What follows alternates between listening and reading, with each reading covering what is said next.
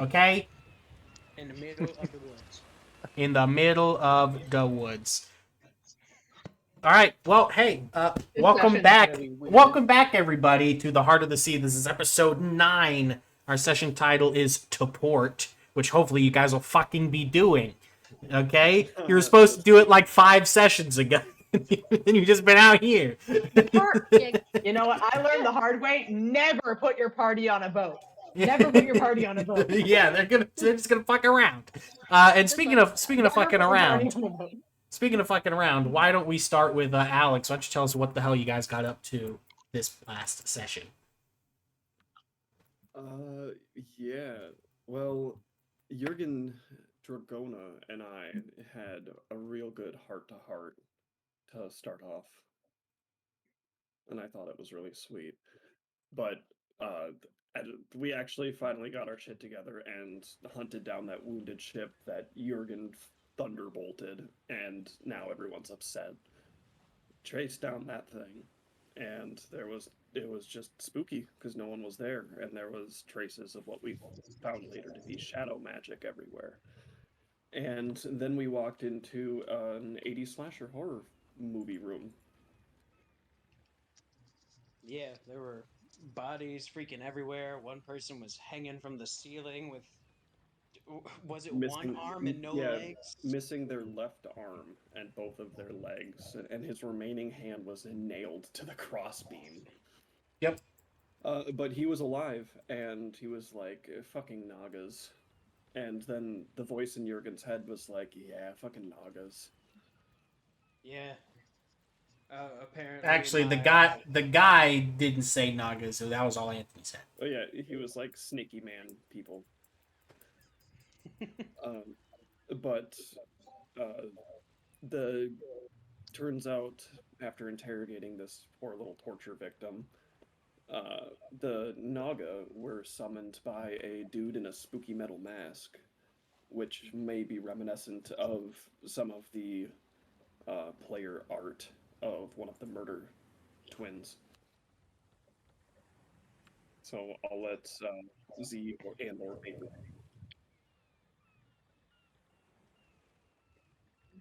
Yeah, whichever. I zoned out for literally 10 seconds, but did we get to the part where Mamato blew up the ship?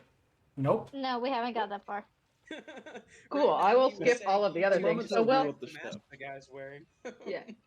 So, everyone else was having some sort of like meeting where they voted on what to do next. I wasn't there, so I'm gonna let someone else talk about it. They decided that to destroy the ship and that Mamato should do it. Without hearing that information, Mamato had a little bit of a heart to heart after Z freaked out and started looking for the snake creatures. And then Mamato blew the fucking ship up. Yeah, I mean, And go ahead. No, go ahead. Go ahead. I mean, and then I can pass it to Vapor, who had a very weird interaction. Yeah. That she did. Upon searching for the shadow beings, because I'm able to do that based on being uh, basically being one myself. Um,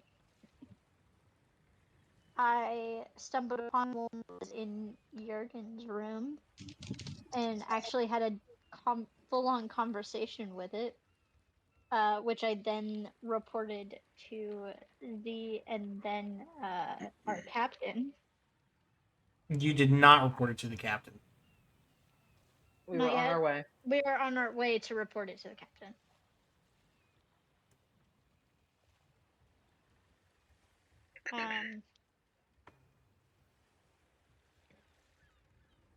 Is that all you can remember? I found the creature to be very interesting, because it while it possessed many of the same uh, ailments as myself, it could not take on like a fully humanized form. Like it had a voice and it was able like to speak, but it was merely like a outline of like a human.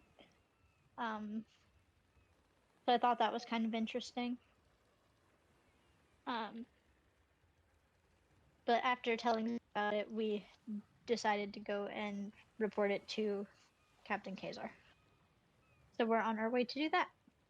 Okay. Anthony and or Ice, would you like to fill in the rest? The rest, huh? Yeah. Stuff Didn't happened. that about cover it? Stuff happened down in the captain's office. I mean, unless we all wouldn't just ignore it. I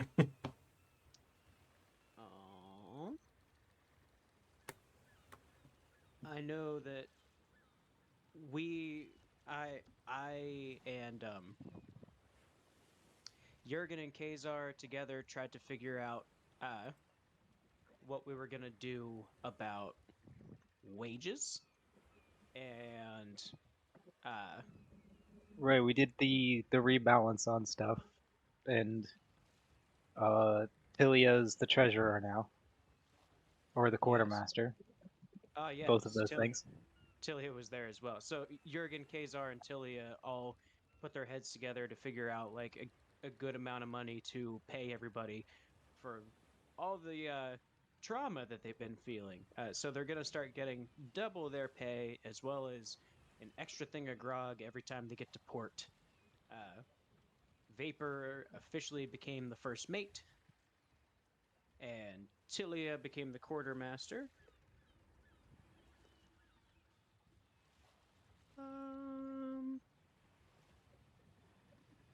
Aside from that, I'm not sure what you're referring to, Robert.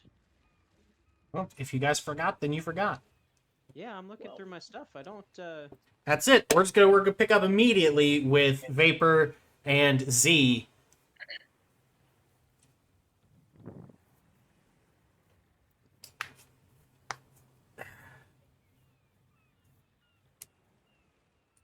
In your room. First mate's quarters. Oh, we had just walked out, right? Yeah, we walked out. And we're heading towards the you captain's gotta quarters. you gotta make up your mind. No, we had walked out. Like Yeah, we'd already made up our End mind. of last session, we had Nobody had walked walked out. of ours. Yeah. I watched before I post believe them. you did well. You guys had decided to We do begin so, in the but first nobody's mate's left. quarters. The door is now opening, and they are leaving the room. We walk out. We walk out and head towards the captain's quarters. Okay. I'm just when I'm like, hey, I'm starting with you guys. Just be like, that's what we're doing. You know what I'm saying? Just pick up. You guys, Start moving. walking in silence. I'm not saying anything. Yeah, I'm not saying anything either, so yeah. All right, then you get there. Nothing happens. I knock on the door. Come in. I open the We door enter. and enter. Captain, Yes. do you have a moment?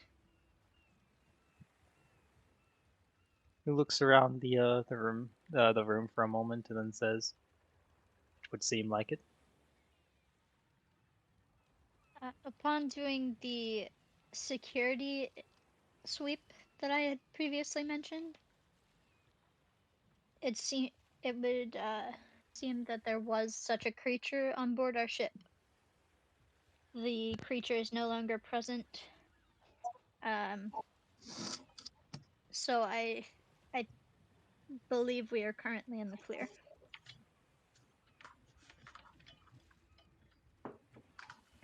How do you know it is no longer present? Did you chase it off? Indeed.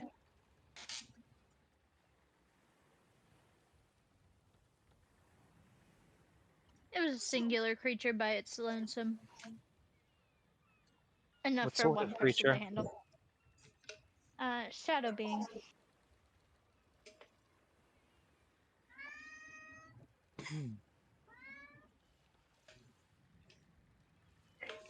Shut up, Toby. Somebody off further in the ship is like, where's that cat? You say play with me? No.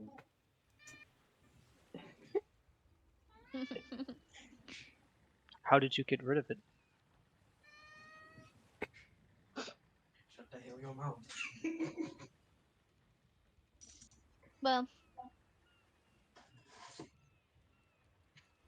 um, first before proceeding on how I got rid of the creature, I would shut and lock the door.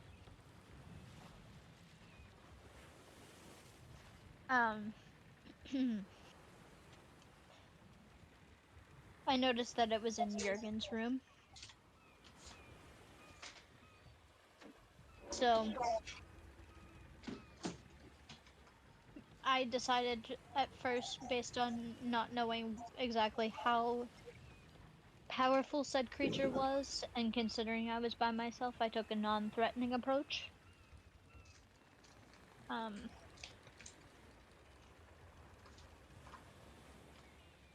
and I got a decent bit of information about the creature. What did you learn? The creature was sent to watch Jurgen. It couldn't do anything to him or any of us per se, but it has a master that it reports to. I was unable to learn anything about this master, but since I had seen it, it had to go away. Interesting.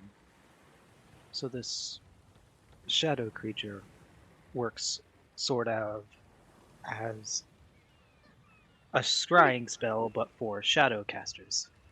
Precisely. I suppose we can assume this master is the same individual that was involved with that ship and sent them after us in the first place. It is likely.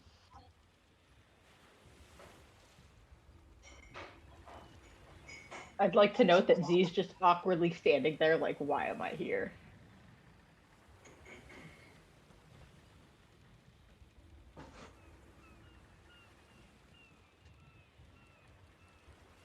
Hey, Anthony, we're hearing a lot of background noise from your mic. Would you mind going on push to talk?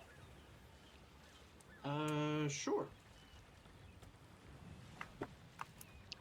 It's kind of strange you're hearing all that. When we're hearing your cat, we're hearing whatever you're messing around with. I was in the other room. You must have heard me clanking around my dishes.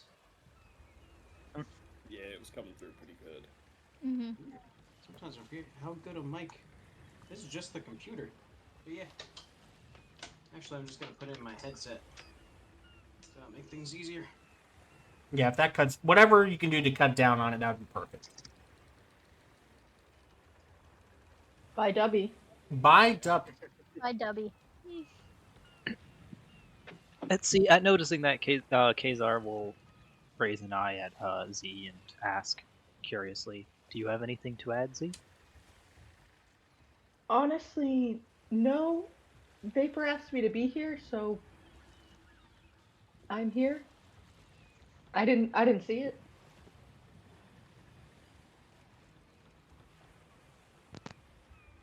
I just wanted you here to make sure that there was anything that, in case there was anything that I missed with telling Kazar. Obviously, I ran into you first, Yeah, and then we came here. that's pretty much what happened.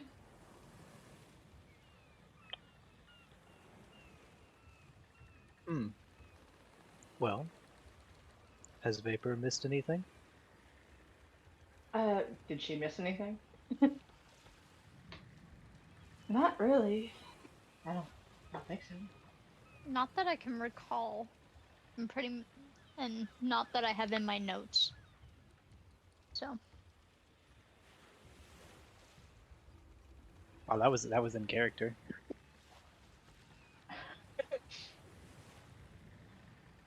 well, part of that It is. part of that It's was canon. in character, and part of that was out of character. Yeah, Vapor's Alright. just flipping through some note cards, like, It's in here somewhere. Yeah, they just showed up with a big giant pack of note cards. Like, which one is it?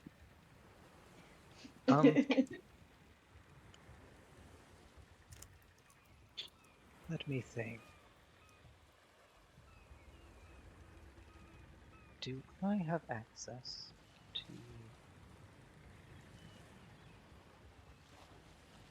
Let's see if I have access to that spell. I don't think I have access to detect as a cleric. Are you not a cleric? He is a cleric. Yeah, I'm saying as a Oh, cleric. as I don't, a cleric. Yeah. Yeah. I'm looking at the list now. Yeah, he changed classes.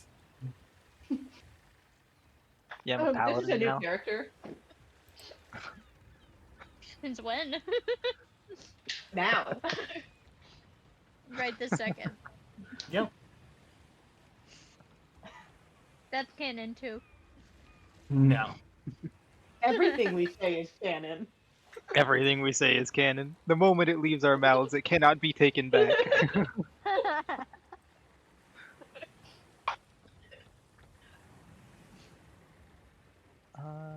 No, I don't. Okay. Well, So Kazar will... He kind of thinks about that in silence for a moment, and, strokes his beard for a second. Do you have some way of warding against further attempts to scry in this way?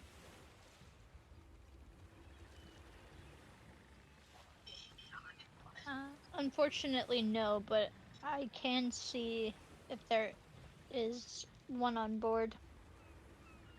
And it can be dealt with as such. Is I it can do a possible to regular teach? security check. Is it possible to teach this method of detection to another? Not that I'm aware of.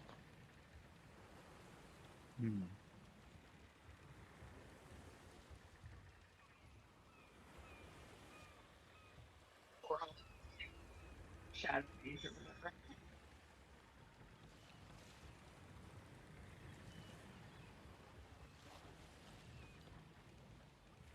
Well, when you do make regular patrols of the ship, make sure to have someone with you, just in case.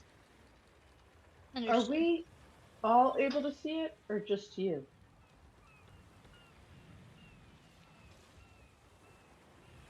When it takes a human shape, I would assume that you would all be able to see it.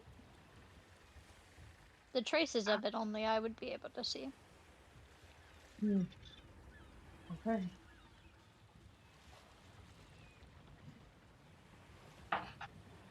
Then again, I'm not sure. This is the first time I've encountered such a thing.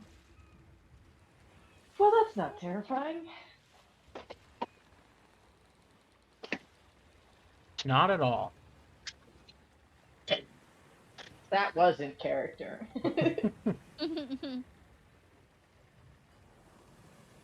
kind of sighs and sits back in the chair.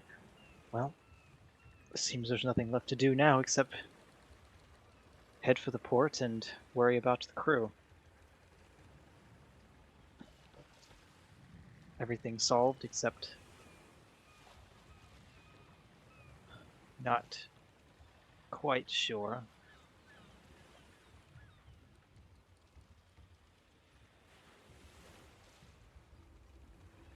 how the crew still feels about what to do with Jurgen once we make port.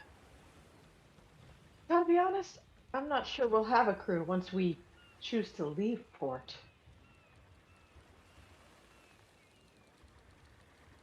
It's also a possibility. Dun dun dun.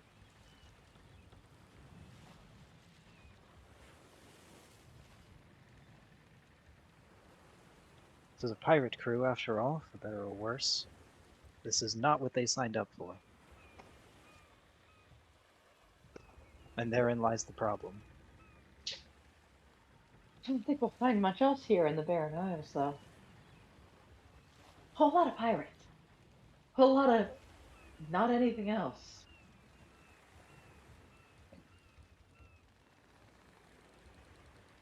And again, therein lies the problem. again. How do we? Therein lies the problem.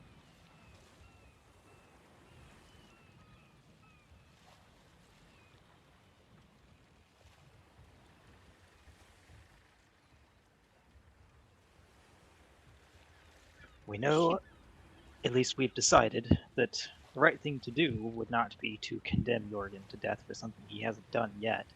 But at the same time, it would be very difficult to have a crew in this area who is as, well, who is. There aren't very many saints in the Barren Isles, to be sure. Who is as mistrusting, I think the words you are looking for, Captain? Mistrusting? I know a lot of our crew seem to mistrust our judgment in whether or not keeping Jurgen is a good idea. Well, because from their point of view, it's not. Very true. It's an unnecessary risk from their point of view. Like I said, they're pirates. They didn't exactly signed up for Jorgen. Gotta be Very honest. true.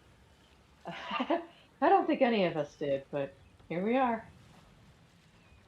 Well, speaking for myself, I signed up for whatever fate has in store for us. Okay, take that back. I don't think anyone but you did. Yeah, he kind of Shoot. smiled at in amusement. Ah, I knew there was a sense of humor somewhere in there. Look, guys, they're bonding. I think a little bit of fate doesn't go without some sort of turmoil, and what's the saying? A little risk doesn't give reward. She clearly does not know pirate speak, so she's trying and fumbling over her words terribly. Oh God, how did I end up in a room with two religious wackos? No, no offense. I'm listening. She'll look at you and roll her eyes. She cracks a smile.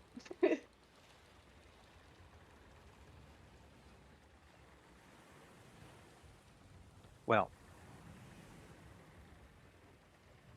first mate, what do you think we should do about that? I think that with the help of Z here, we can put a bug in the crew's ear and see where all of their thoughts are lying in the situation. Well, I think the removal of Tilia tells us where their thoughts are in the situation. Yeah. How do we change their thoughts or deal with letting the crew transfer ships if they want? It's not Well- savory, but we could kill Baranon. Not that that's my first choice. I just can't think of anything else. Well, here's my Baranon's thought just though. go on. Since the crew seem to accept the fact that we put up a united front, I think we can, and we haven't really approached them since about how they're feeling in regards to that. I think we can try to gauge how they're feeling based on that. Since we were all in agreement when we approached them this most recent time about how we were all feeling in regards to Jurgen. Well, so far, our united front has been in going after the ship to make sure they can't tell anyone about what happened, but the problem therein lies that somebody else already knows and took care of that problem for us.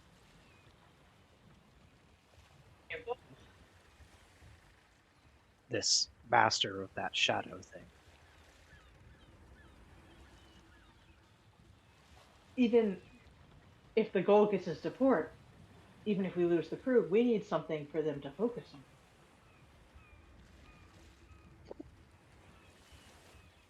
Ideally, we don't want to lose the crew.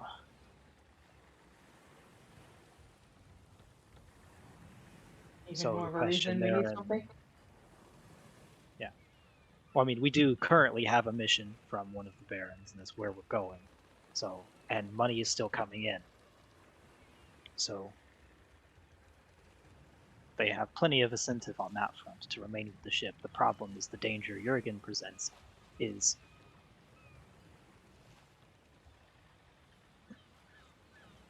outweighing their pirate sensibilities.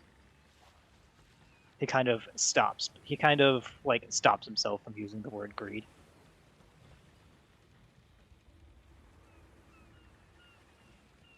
You can't spend your money if you're dead. That would seem to be the crew's sentiments. She starts pacing for a moment, trying to come up with a different idea.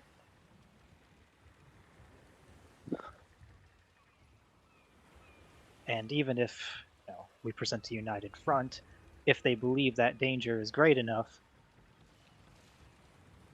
they're For the last pirates. time. I wouldn't put it, if they believe staying on the ship and status quo is going to get them killed, they will very easily sell out. Someone, at least.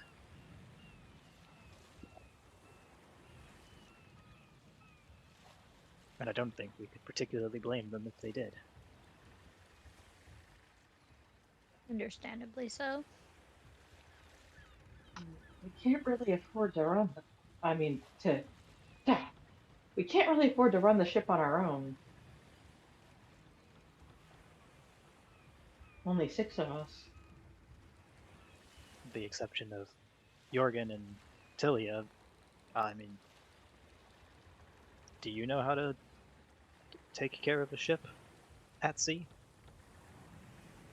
I have been practicing my not kind, but no. And I've Exactly. been practicing my hospitality skills, but that doesn't help without having a crew to well, you know.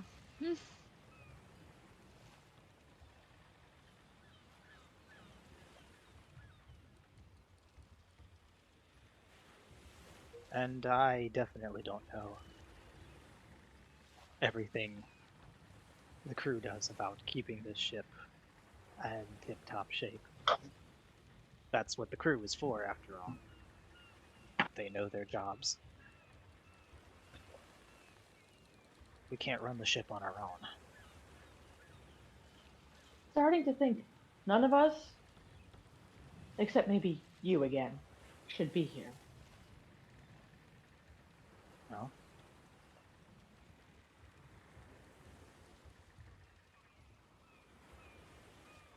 He ponders that for a moment and says, I'm here because you are here.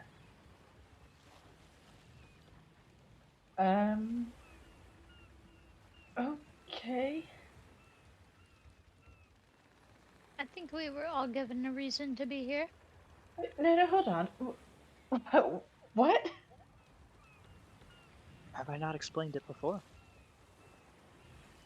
No.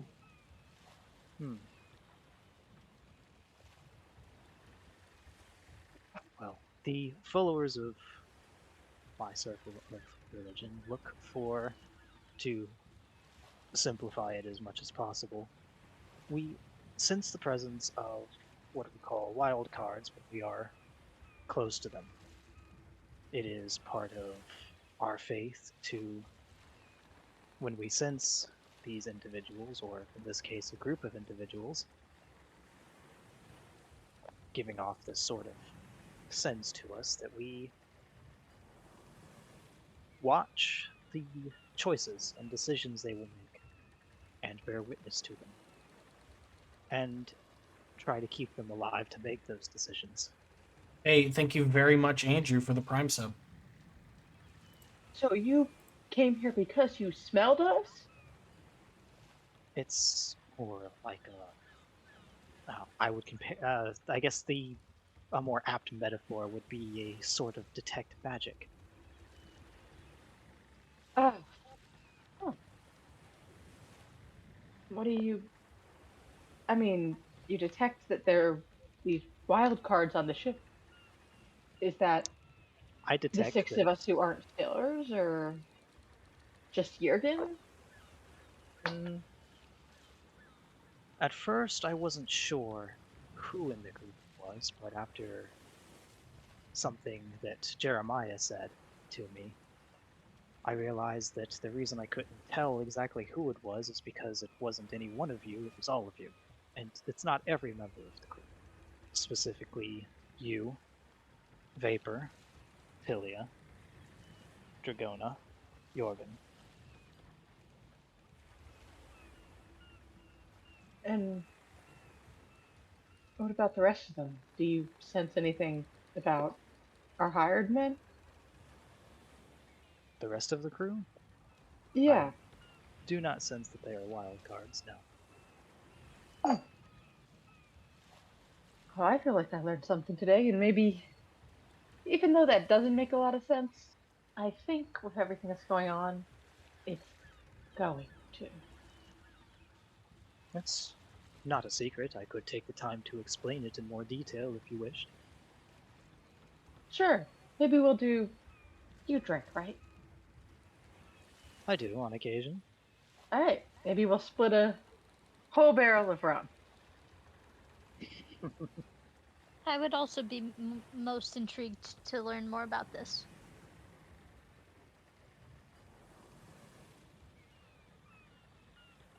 Then we'll make the time to talk about it. All right. It's a date. For now, I guess all we can do is go with your suggestion, Vapor, and try to gauge the mood of the crew, and hopefully something will give us inspiration for what to do as we make our way to our original destination. I'll give the order to get us back on track. And Z, if you would be so kind and assist me in planting a couple bugs in the crew's ear to gauge how they're feeling. Sure thing.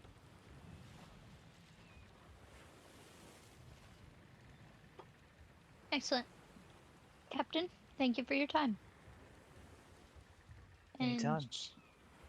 she will go to the door, unlock it, and then starting to go and start to try to put a couple bugs in the crew's ears. Okay. I will give the order to the crew to set sail for our original destination. Towards the port, and I believe it was Oxfell. Hey, look at that. You remembered something. Nice. I give you 1 experience point. A neuron activation, arbitrary number increase. Yep. Arbitrary number go up. Listen, I'll take even a 1. So let's see. It's starting to get about evening. A whole lot of the crew is settling down for the night, and there's not a lot of activity on board at the moment. Everybody's just kind of quiet.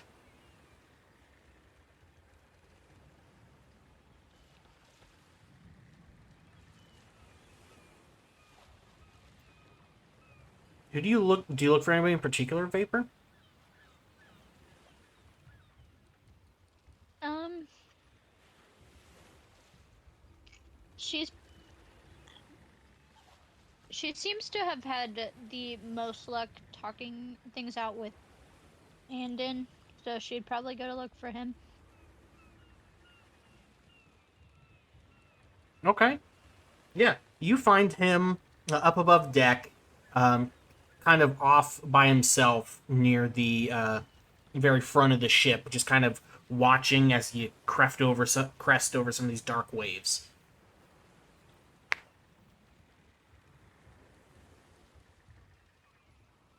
Okay, yeah, I won't try to hide my, like, approaching him or anything. Mhm. Yeah, as you get closer, you see that he's got a pipe in one hand, and he's just kind of puffing away at it whenever he notices you. He says, "Oh, the new first mate. What can I do for you?" Good evening. Um, just wondering if we could possibly have a little chat. And he shrugs and, like, just kind of pats the railing next to him. She'll stand next to him and glance out at the water as well.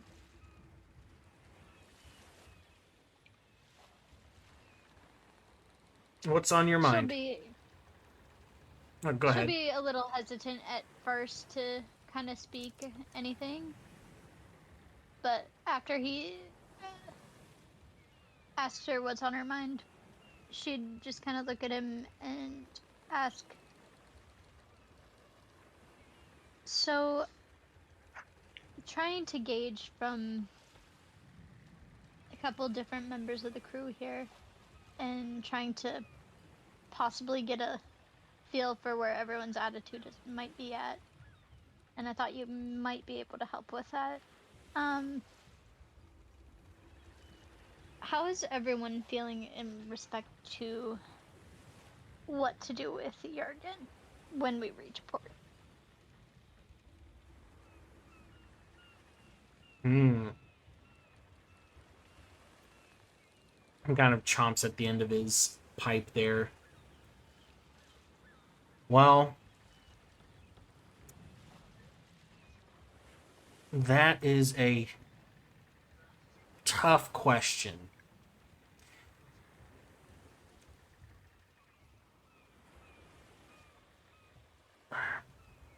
Let me answer it with another question. How do you feel about Jurgen?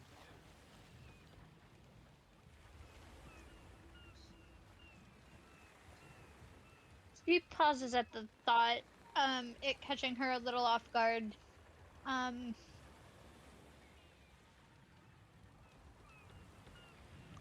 not used to being not used to her questions being answered with other questions. Um,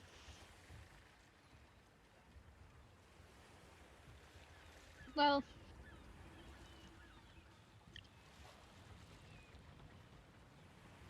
upon meetings with the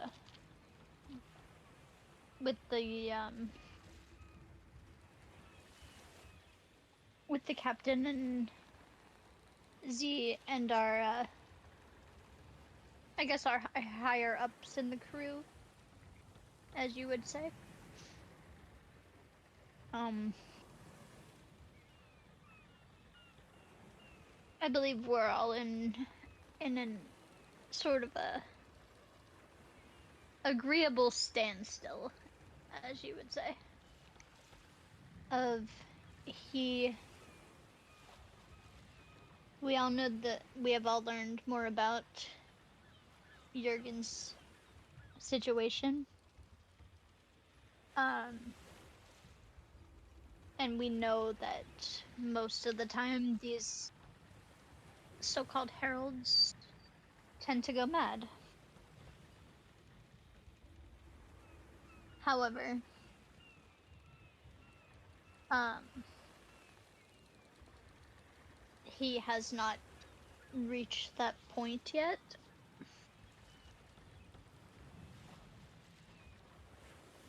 You see, he's been nodding along this whole time.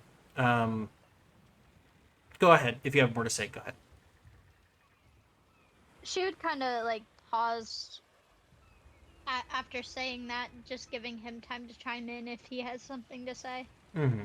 No, he does. before continuing. That's all nice and good, but I'm not talking about them. I'm talking about you.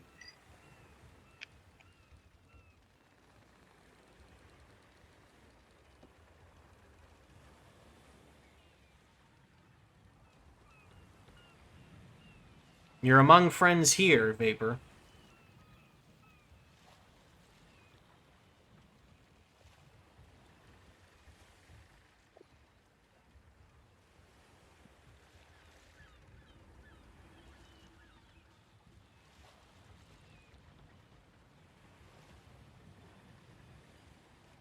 She just kind of looks at him for a second.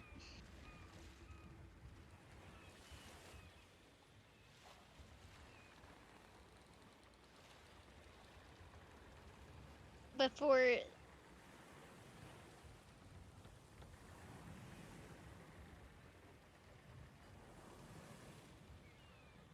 just kind of glancing back out at the water, unsure of what to say in this situation. If you want to know how the crew is feeling, let me put it to you this way.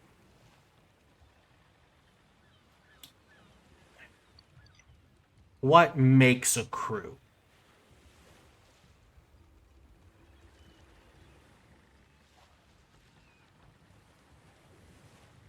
Sure, we're all out here. No, go ahead if you had an answer. Go ahead. I'll rewind. I suppose I guess it would be probably its leadership, wouldn't it? She says in a questioning tone. That's part of it. That's part of it. Do you have family, Vapor?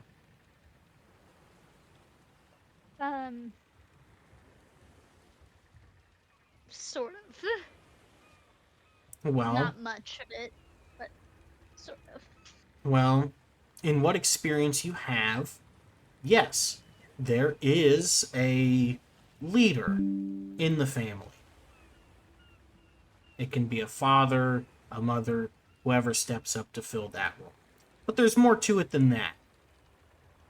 All of these crew are not just paid to stand each other. We're out here for a long, long time on the sea, and that lets people get closely knit. These no longer become your fellow sailors, they become your brothers and your sisters. So when you ask me how they're feeling about Jurgen, you're asking me how they feel about somebody who is one of them that has caused other brothers and sisters to come to harm.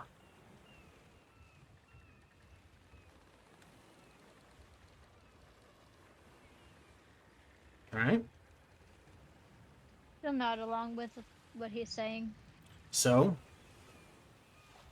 if you want to know how the crew is feeling, think of it like that. How would you feel if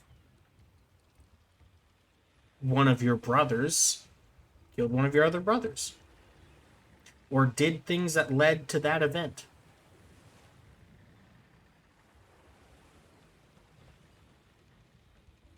Less than pleased. It will take more than a little bit of gold to make that go away. But at the same time, time heals all wounds.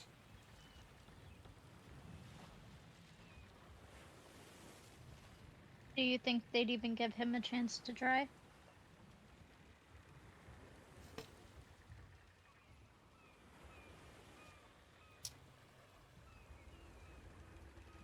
I think that with enough rest and a minute to stop and think about things, that tensions will diffuse.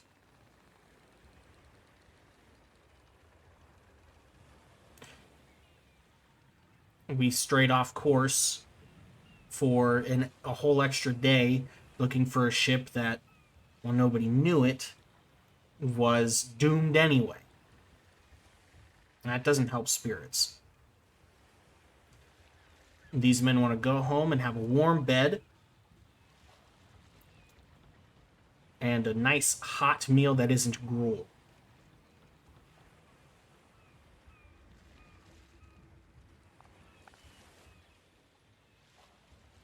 Again, she's still nodding along with everything he's saying. So, have you come to a decision on how you feel yet?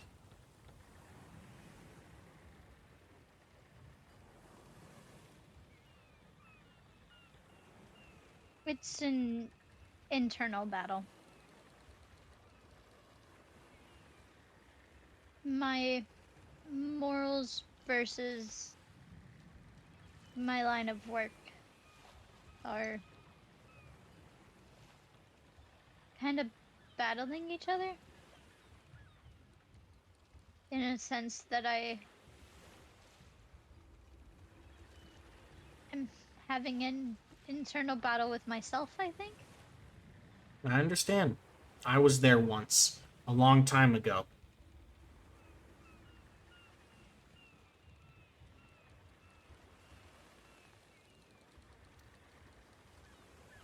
And he reaches out and puts a hand on your shoulder and just claps it very firmly. In the end, I'm sure you'll make the right decision.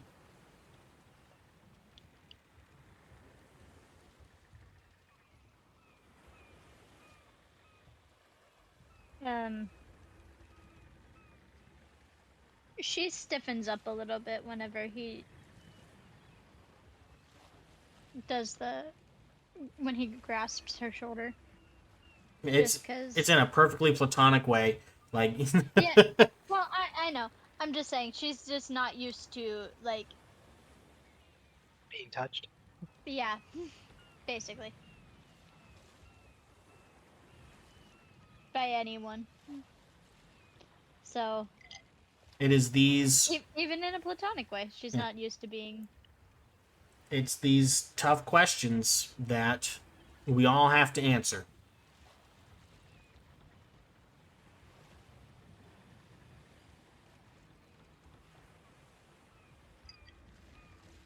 Understood.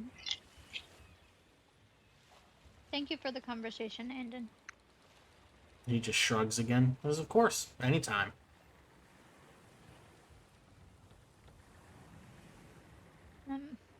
I'll leave you to enjoy the rest of your evening. And he just nods. And she'll make her way back to her quarters.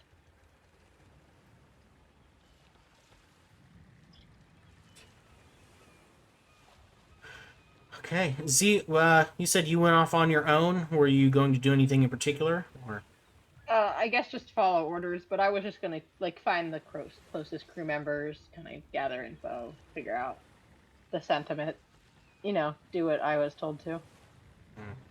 Yeah,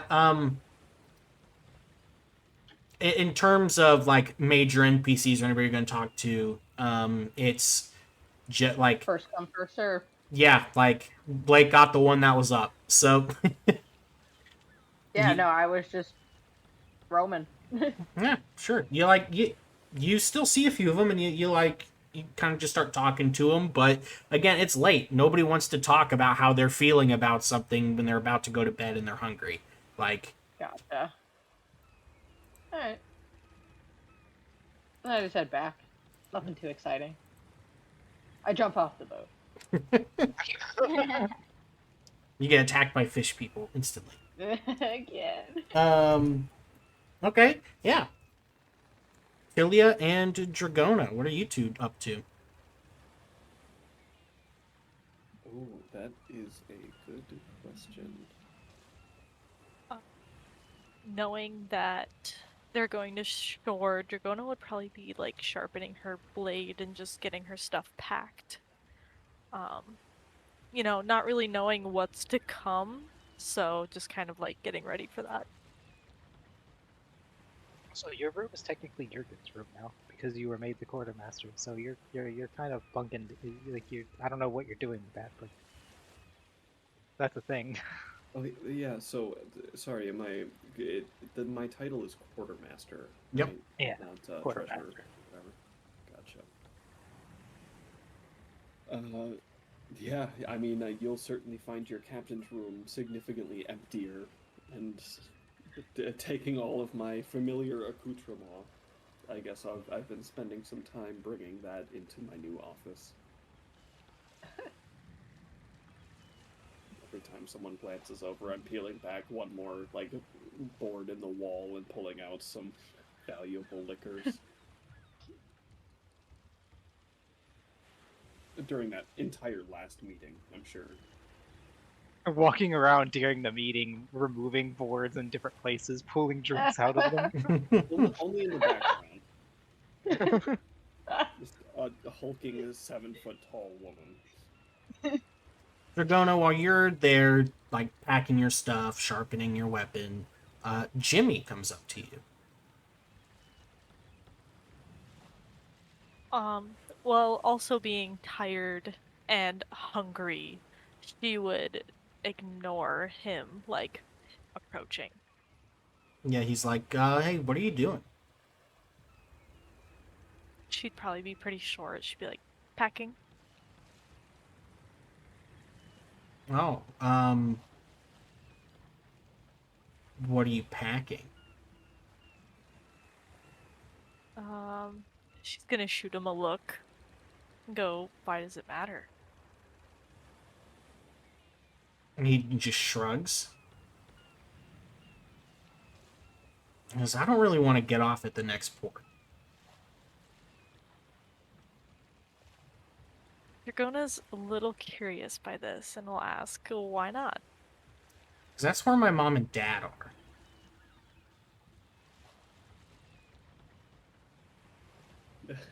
Abby and I looked at each other and gasped. That's Love that. canon. Oh, Love that. oh, she won't know what to say. She'll just kind of awkwardly go, oh, did they send you here? No, I ran away. Slightly more invested now. She goes, why'd you run away? Because they just want me to make shoes. And I don't want to make shoes. I want to be on a boat. And I want to do all the big adventures. Like, look at you. You're cool. You don't make shoes. I know people who make shoes and they're pretty cool. I doubt it. Out of character, how old is Jimmy again? Is he 10? He is 10 years old.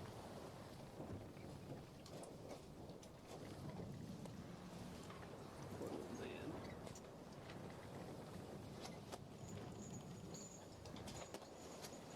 She'll just, kind of like pat him reassuringly, but it won't feel reassuring at all. And she'll go, well, maybe it's good. It'll be good to visit them again. It feels a lot more condescending, not like comforting. Yeah, like, she feels bad, but like, not really. He goes, like, it's like, can you guys convince them to let me stay? Dragona's gonna like wince at that and just be like, maybe you should talk to Tilia about that one. Well, Tilia's doing whatever Tilia does. You're here. Dragona will give him an annoying look and say, well, go find her then. He crosses his arms.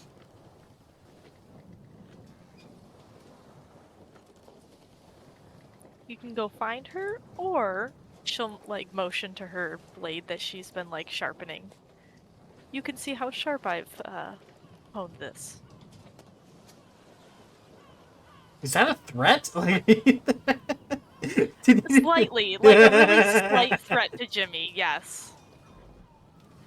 Okay, Now, he's Dragona's an honorable woman, so she wouldn't like no, hurt no, Jimmy. no, But, no, you no, know, no. like He's a 10-year-old boy who's like obsessed with wanting to like learn how to fight with swords. So instead of taking it as a threat, he's like, "You'll let me use your sword?" oh, now super annoyed, Dragona will huck her sword away and like just hiss no. It's like, why not? She's just gonna turn her back to him and continue packing. It's like, come on, why not? Why not? Why not? Why not? Why not? Okay. She's elbowing Jimmy in the face. He's like, ah.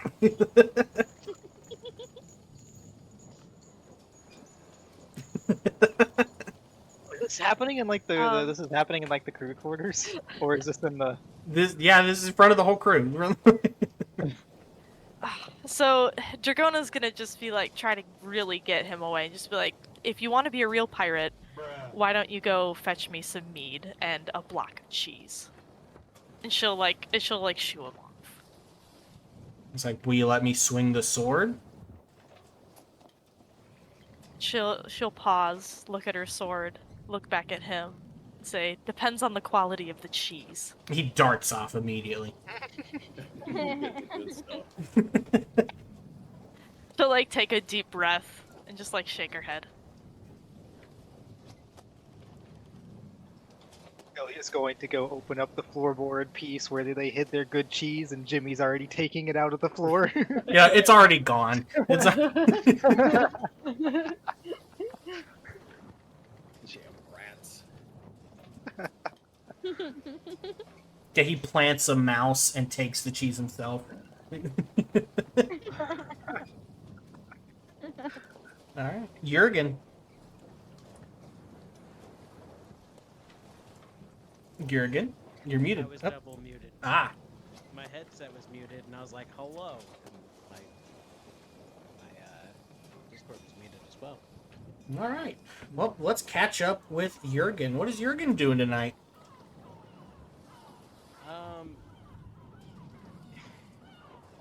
Despite the fact that he's been out and about, I believe that Kazar was still suggesting he kind of stay away from other people, correct?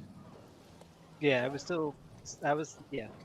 had still suggested that you remain under, like respectful house arrest in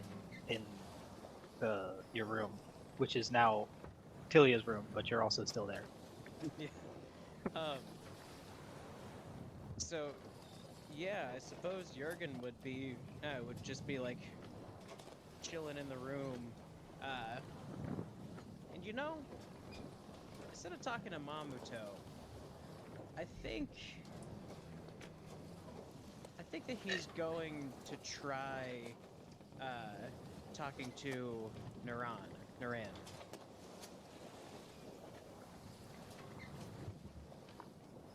Okay. So he would be in this room. Since I'm unfamiliar with this room, is there a bed?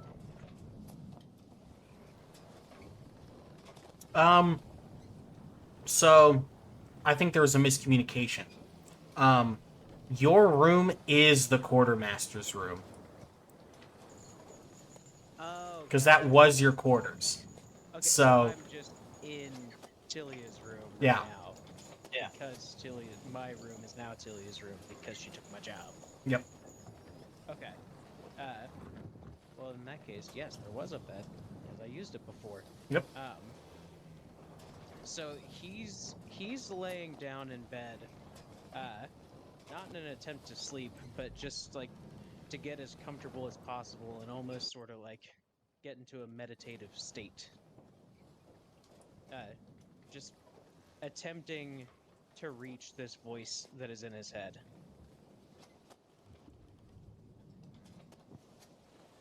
Okay. Yeah, you sit there, you close your eyes, and you let the noise of the world just kind of fall away, and it's just you, the sound of the waves, and whatever is in your head. and the first thing you hear is just almost silent sobbing.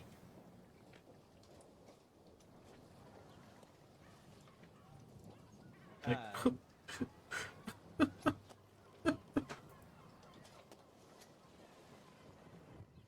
Jurgen, is this playing out like we're currently in Jurgen's mind? yes. Okay, so Jurgen is going to kind of open his mind eyes, and start looking around, and he says, Neron, is that you? There's just more sobbing. He's just gonna steadily start walking towards the sobbing. Well, you're just gonna have to pick a direction then, because it comes from all directions. Okay, he's gonna go northeast. Okay.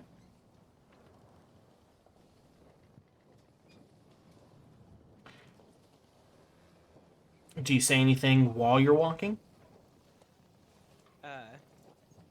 Yeah, as he's walking in that direction, he says,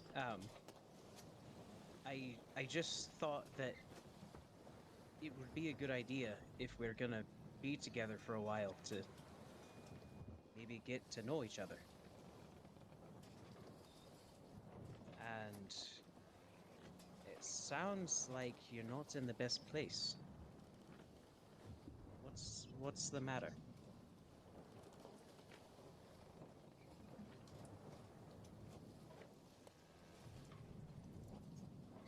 Diplomacy roll, please.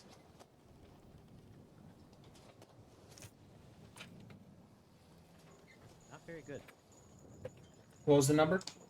A 7.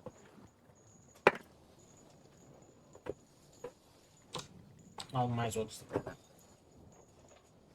that. The sobbing does stop.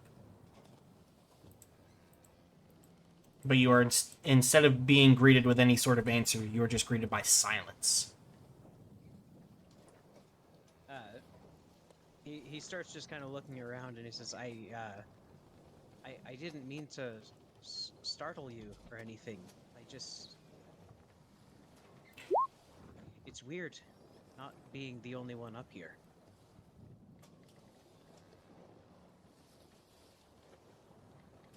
And I don't know. As much as this feels like a curse, you've sort of helped me out a bit here. And I feel I owe it to you to at least try.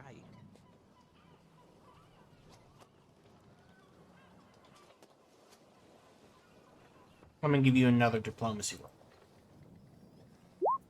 16. Literally, the results were reversed. You rolled a 7, he rolled a 16. You rolled a 16, he rolled a 7.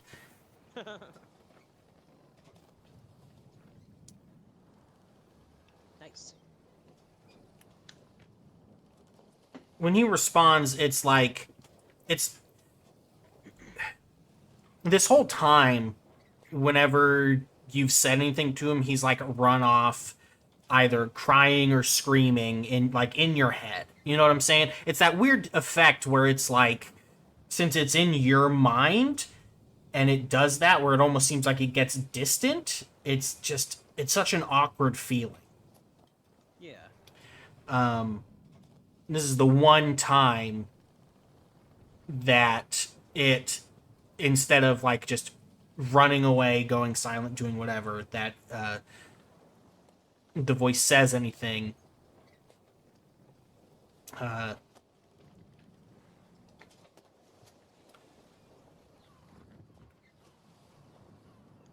Who are we?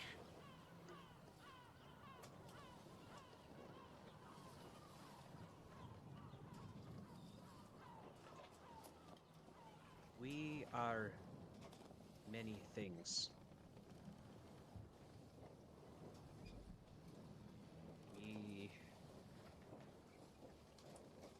We are a unit.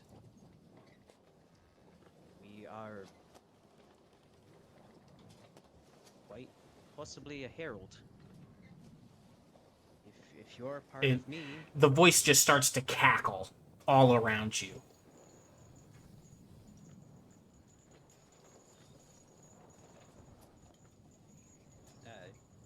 he starts looking around and says, did I say something funny? Quite possibly a herald.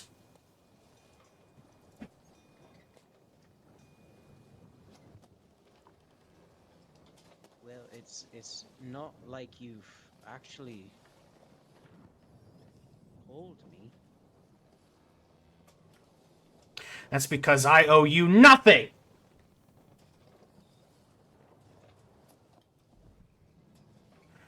You are not the herald. I am the herald. And I will not let you talk to me like I know nothing, like I am no one.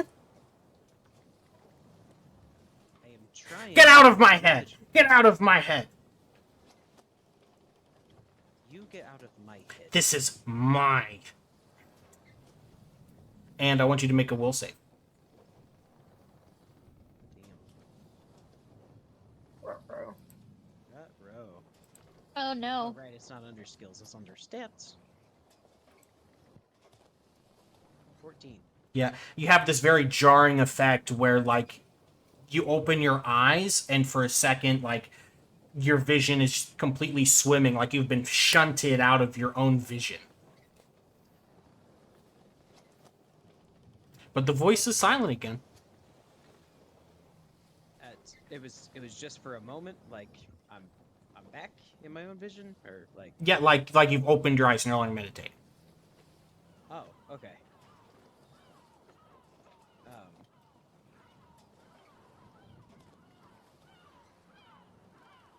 Is Mamato in the room? I assume. Yeah. He's watching you. He has a worried expression on his face. I'm gonna say that Jurgen's been at this for a while now. And he would look over to Mamato and say, "He finally answered." Is that a good or a bad thing? It didn't sound great.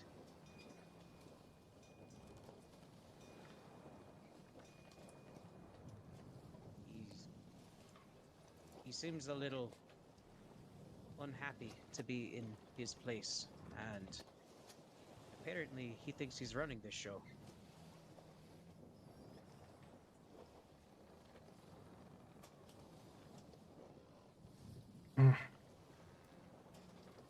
He was telling me to get out of his head.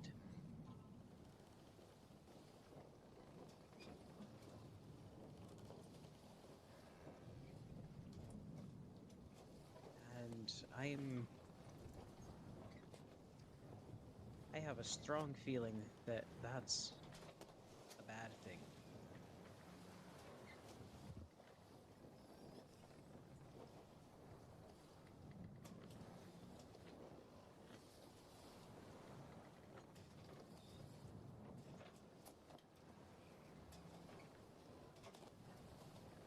Mamato just, like, he looks at, like, a loss for words.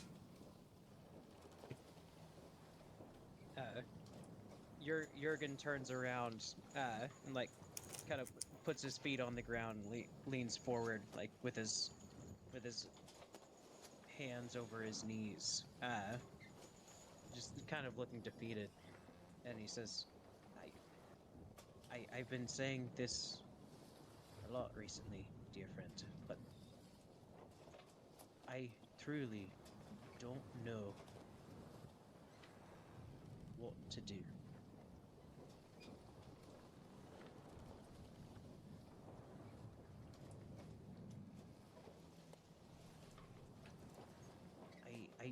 I don't want to hurt anybody on this ship.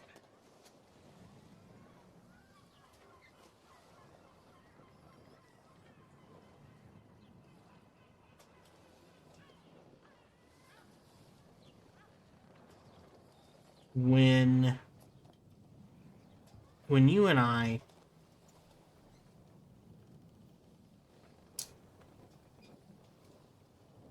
do you remember when you and I first met, Jurgen?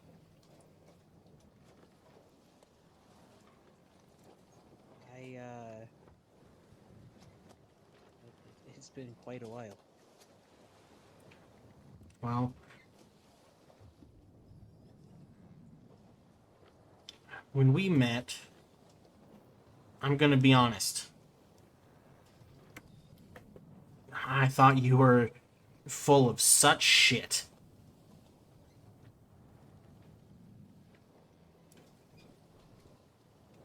Had this big smile on your face, and man, you were happy.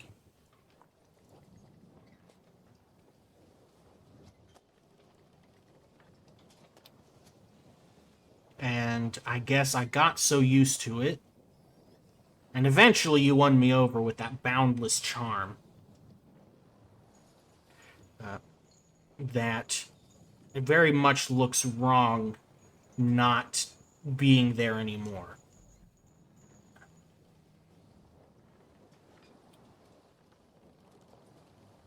My friend, I'm trying.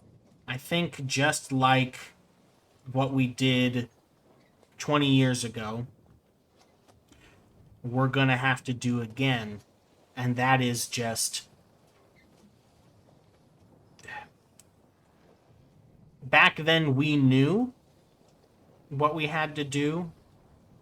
And I think it wasn't because we just had some plan.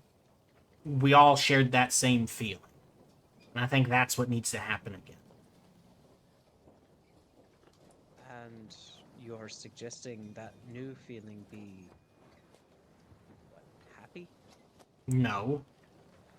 You said you don't know what to do, and the situation is making you worried. And what I'm saying is, to solve it, we need to get back to what we did before.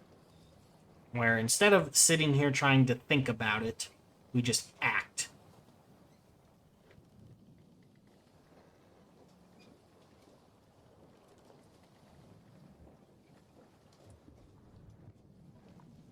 I suppose the last time that I actually acted on my own, everything did kind of work out.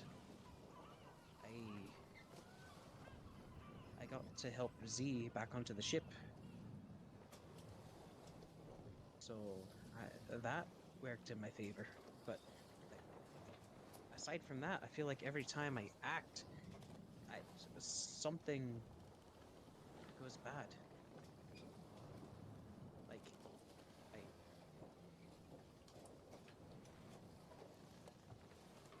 I feel like I need some help. I just don't know who to talk to.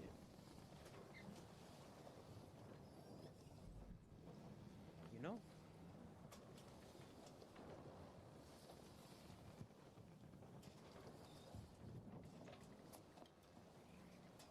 Truly, aside from all of this, everything with the Herald stuff, it's been a nice trip.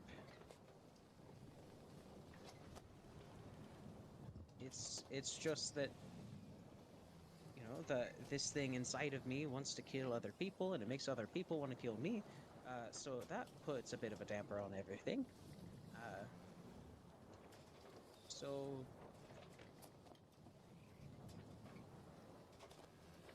how do you suggest we act?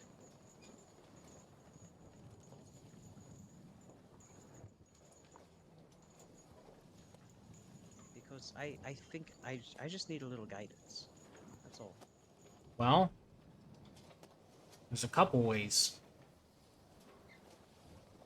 What did that priest tell you?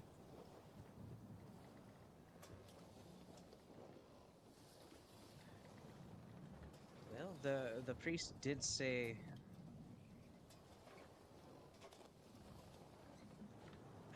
the priest is the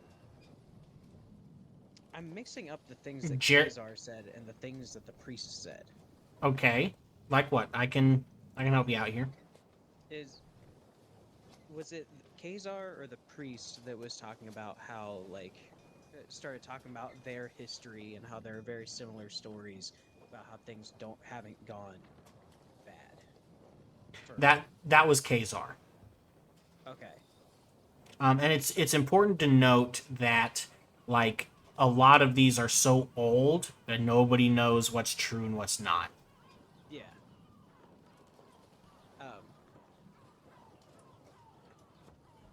Yeah, there was a lot of conversation between Kazar and the priest, and then Kazar was telling other people sort of stuff, and I was like, I don't know what was said. So could you remind me what The it priest was literally that had a said? meeting one-on-one with you.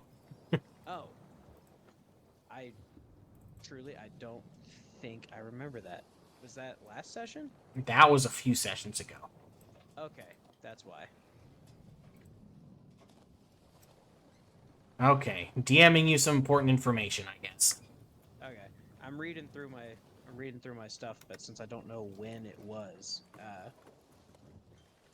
that's what's throwing me off.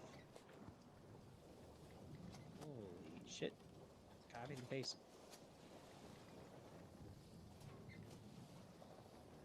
Anyway, while he's reading through Oh. that, bye W, everybody. The poem. I didn't realize that was what you were referring to.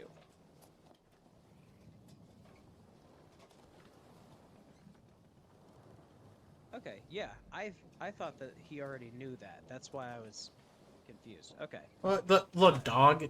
Like he was like, here's two clear sets of instructions that we've been left, and you're like, I don't know what either of those are. um.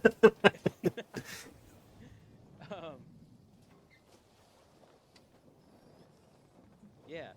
Um. Yeah, I got you. Um. So Jurgen would look to Mamoto and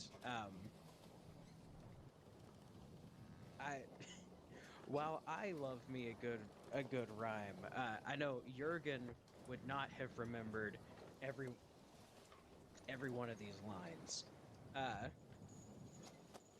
and so yeah, he would talk to or he would tell Mamoto the gist of it and say well what he told me was that the dwarves themselves ourselves I should say because I'm a dwarf. He's a dwarf too, right? No, Mamoto's a human. No, not Mamoto. Jeremiah. No. Okay. Who is the they? Is it Well, I'm not. Okay, they is not exclusively plural. Oh, gotcha. Okay. Pronouns 101. Yeah. Yeah, Anthony, get with it. Get with it. Okay. Anyways, he talks about the prophecy that was told. And he says it essentially in the end the gist of it all is that the Herald of Storms is supposed to unite everybody, which is exactly why everybody kind of wants to be dead, because no one wants to give up their land. Like no one's gonna Well, be happy that they're kind of losing power. when has that stopped us before? It hasn't. Well, there you go.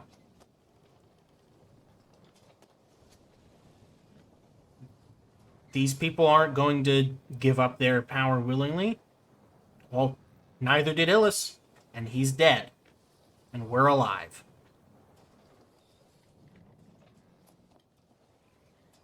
Agreed. But do you really think that it's the best idea to challenge everyone? I'm sure we can make plenty of friends. but I feel like we're gonna make a lot more enemies.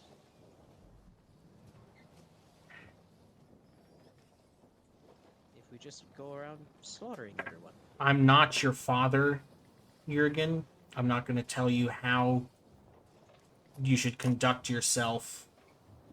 But I think you and I both know that I don't mean slaughter everyone, but I definitely mean that you shouldn't be hesitant because we've done exactly what you're trying to convince yourself not to do.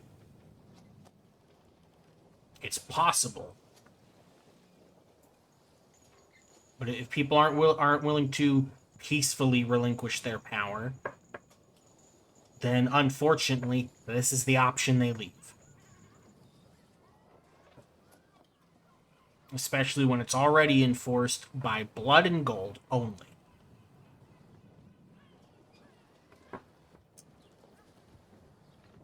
And what did Kazar say you were?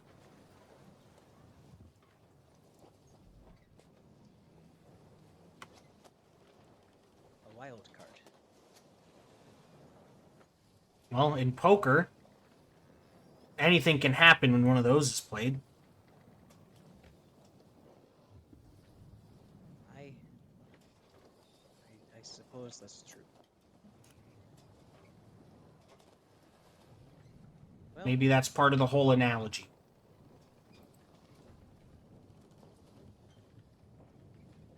he looks down for a bit, and like you can actively see his face like go from kind of scrunched and concerned to just really relaxed, and he says, "You know, I think that you have made quite a good point today, and if we're going to be doing this, then perhaps I need to take a little more charge of my current situation." I've got your back every step of the way. Then let's take a few steps outside. And he's gonna walk to the door and just try to find out where everyone else is. Okay. By everybody else, do you mean the party? Yes. Okay. How late at night is this? It's everybody's settling down for bed. Like You're gonna like stay awake. midnight? this will be the last late night meeting, and then we're skipping it. Yeah. What are we talking? Midnight, 1 a.m., like Yeah, like probably like 11. 11? Yeah, Jurgen is going to specifically look for Kazar. Captain's office. Office. enough. Captain's room. Yeah, he would have assumed that. His office That'll bedroom. Yeah. So Jurgen's gonna walk in there. Well, not walk in there. He's gonna give like a good knock at the door first. Come in. Yeah, you see Jurgen walk in the room. Yeah, Mamato's right behind it. He doesn't say anything, just raises an eye. He says, Captain, what are our plans once we get ashore?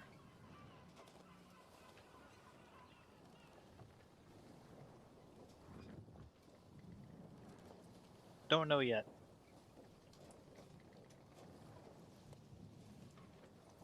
See, I was talking with Mamato here, and the two of us have kind of had a bit of a epiphany.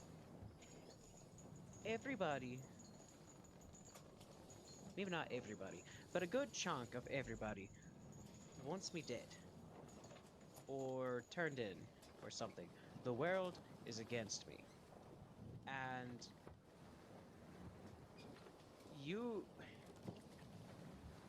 Kazar was around when this conversation happened about, like, the story of the Herald of Storms. Yep. Okay. Now it's all coming together. I'm remembering the episode. But he looks and he says, You heard what is supposed to come of me. And I I heard think one of the possibilities. exactly. One of many. And unfortunately, one of the many is what everyone is expecting to happen. For me to kind of go nuts and try to kill everyone. I feel I need to prove them wrong. But the whole thing about me kind of I'm not even gonna say me, the Herald uniting the Isles. No one is going to like that. But if that's what I have to do, then perhaps I should just own it. I think that we need to start talking to some of the leaders. I think other people need to know what's happening because we're not finding answers here.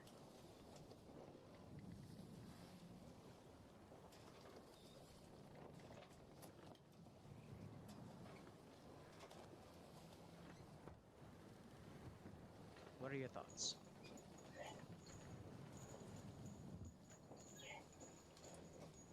Well, you've presented an idea, possible path. Do you have a recommendation for how to approach such a path? A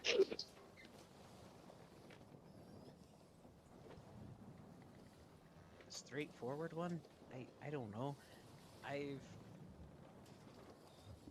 at this point, it's either everyone keeps a secret that we know everyone's not going to keep, and where it is gonna get out, and then we're gonna be hunted down. Or I could just tell them what's going on, and then if I'm gonna die, at least I'll see it coming.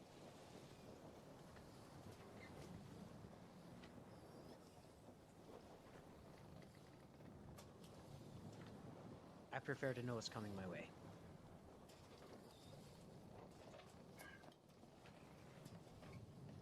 Then it can't get a jump on me. You do remember what mission we're currently on, right?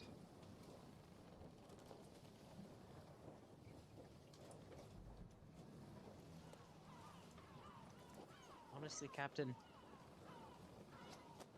so much has been going on. I'm not certain that our current mission is the most. I don't think it's the top of my priorities right now. I'm using it to make a point. Our current mission is to kill a would-be Herald of the Storms.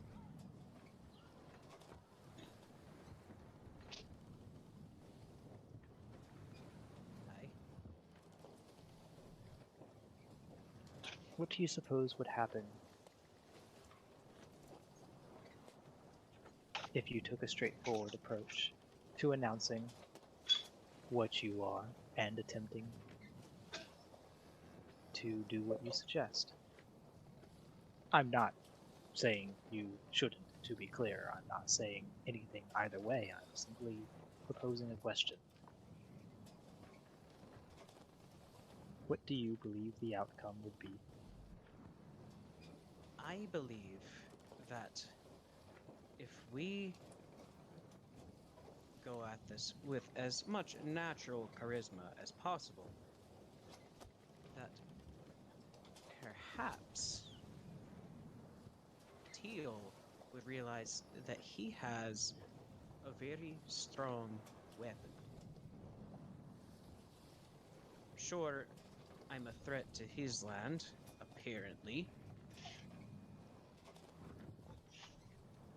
Maybe he'd want to use that. How so?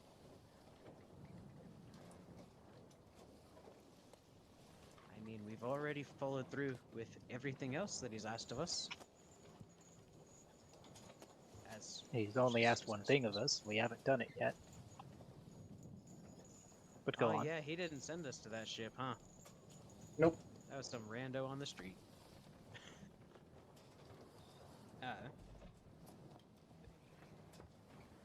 Then then perhaps this time is not the time to do it. But if we can gain his trust and then show him who he's been working with, that could be a way out. I I just feel like this thing is going to be following me, following us for quite some time.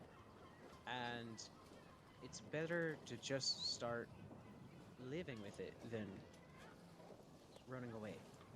There's no point in me being shut down in that room for days on end. If that's the case, I might as well not even be on the ship.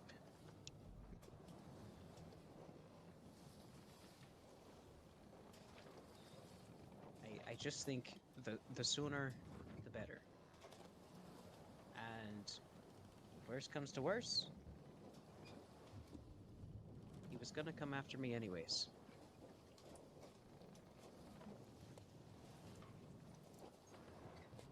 Jorgen, I'm in an interesting position. Do you... have I talked to you of wild cards and what I'm here for? And Very before briefly. now? Well, part of the thing about, my whole thing is that I'm not supposed to guide you towards a specific fate or choose your fate for you. One of my role in things is, for the most part, twofold. I make sure you survive until this point, this moment where you make a choice and it changes the course of things beyond yourself. To what scale, I can only guess. But it's very much supposed to be your choice, whatever choice that is.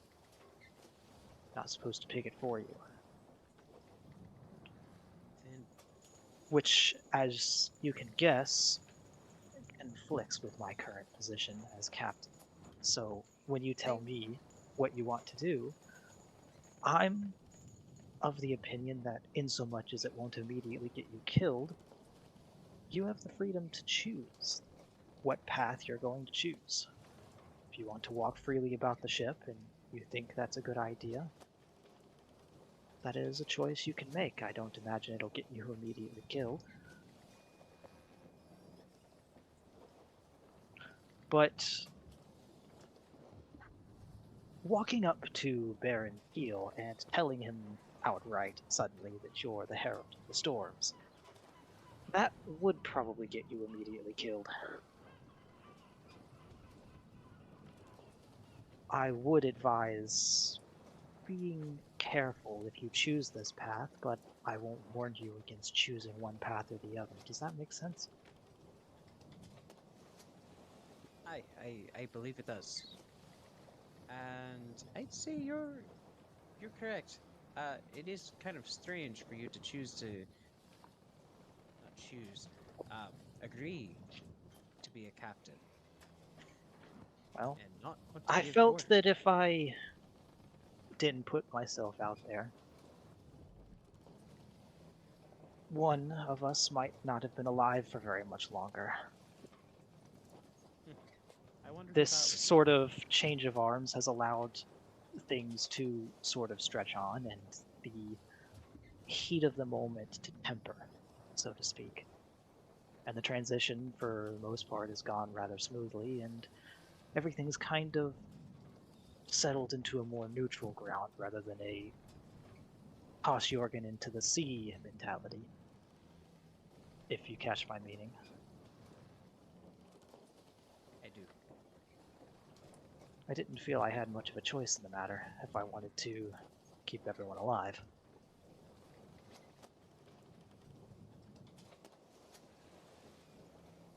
It's a strange balance, to be sure. I could imagine.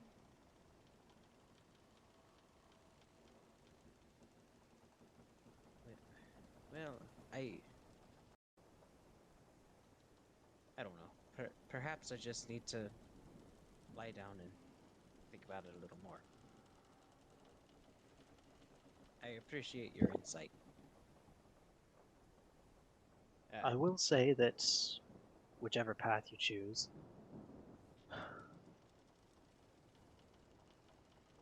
it will most certainly affect paths of.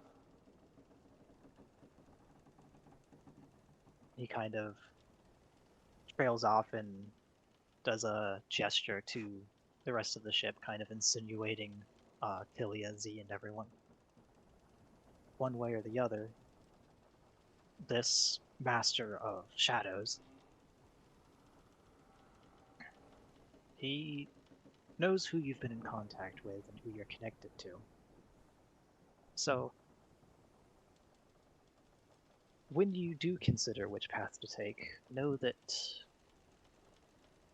if you choose to walk away from the ship and try to set your own path, it wouldn't necessarily protect us from any reprisal from this master.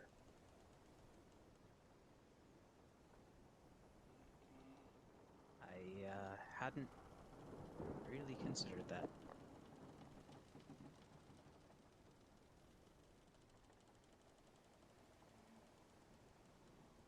As I said, perhaps I just need a night to think about it. There's definitely a lot to think about.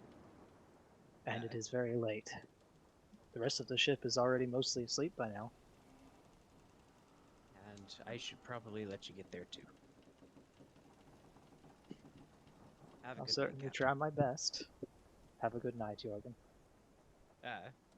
He goes and, like, as he's walking out, he kind of like puts a hand on the door frame and he says, "You know, this is the first time in probably over 100 years that I've actually wanted for someone just to tell me what to do. And nobody can seem to do that."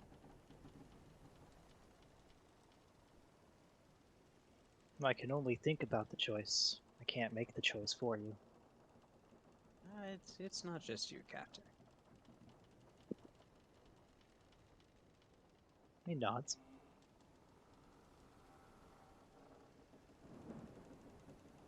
Good night.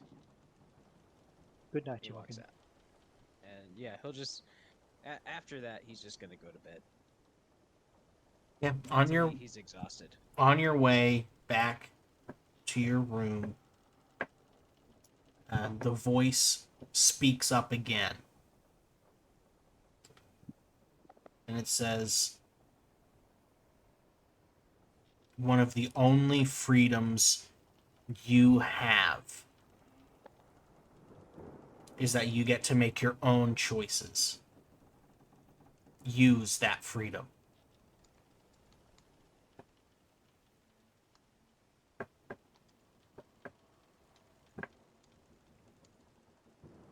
Um,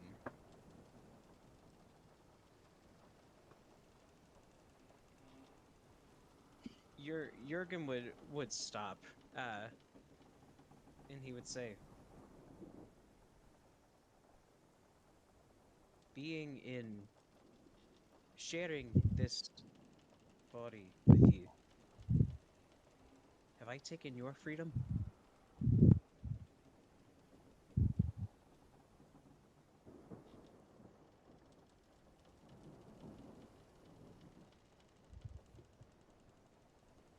I tried the other day to let you take over, and nothing happened. I thought that you were just a voice.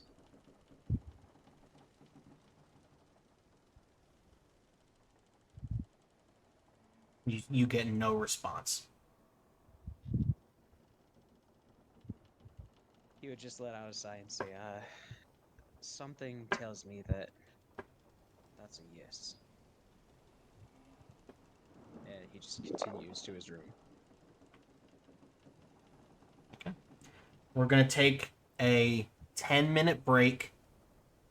And when we come back, the party will arrive at Oxfell. Finally. Yeah. I'd be quaking in my Yeah. boots. Only like 12 hours overdue. It literally only took us 2 extra sessions to get here. There was a really big stepping stone in the meantime to work True. out. All right. I'll be right back. I'm going to get another Dr. Pepper, smoke some pot, chill the fuck out. Yeah. Oh, Some goodness. heavy stuff. Twinning! You know, Don't do drugs, honestly, kids. Yeah, Don't do drugs. drugs. Do Don't do Dubby. drugs.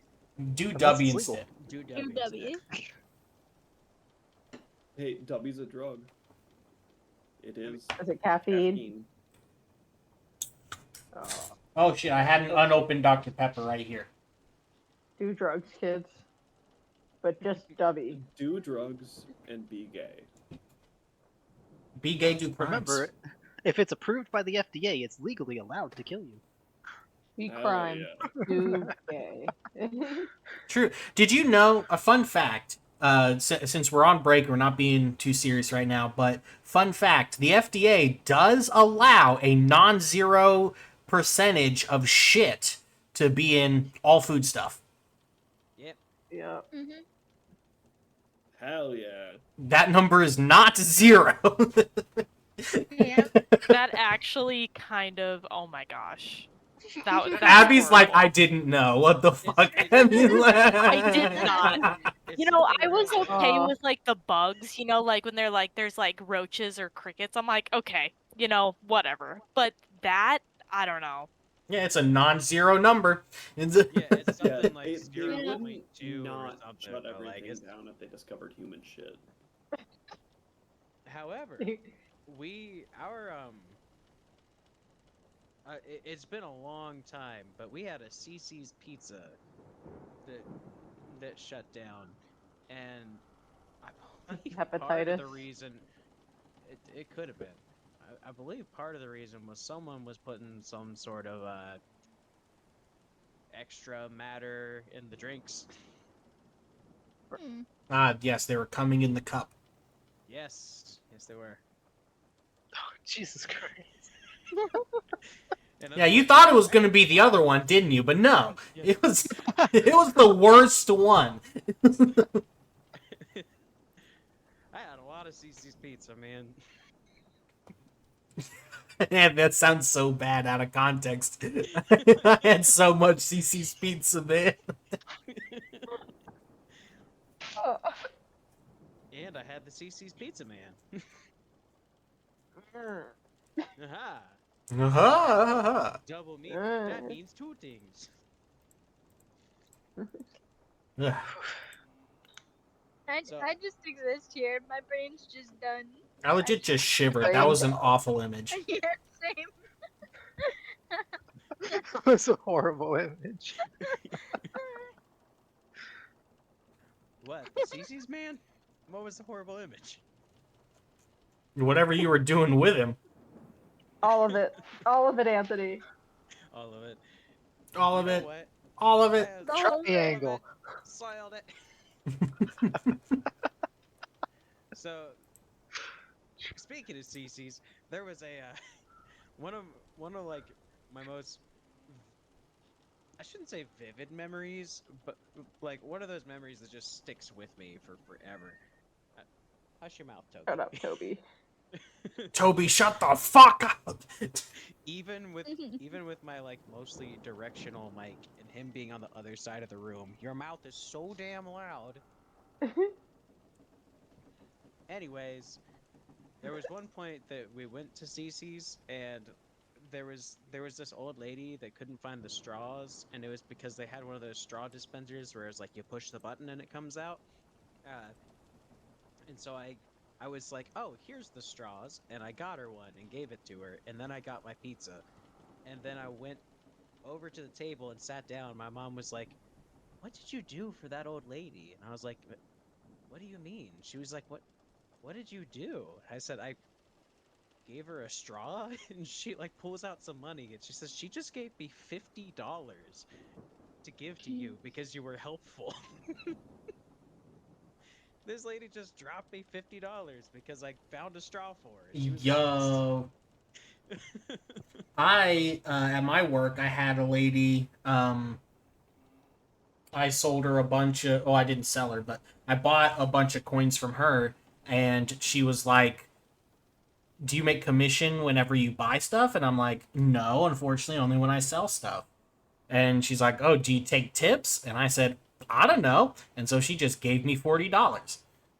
nice. Wild. Well, if there's no rule against it. Yeah, I mean, I did. They made me Yeah. sign no paperwork saying there were policies about any of that stuff. So Freaking Starbucks.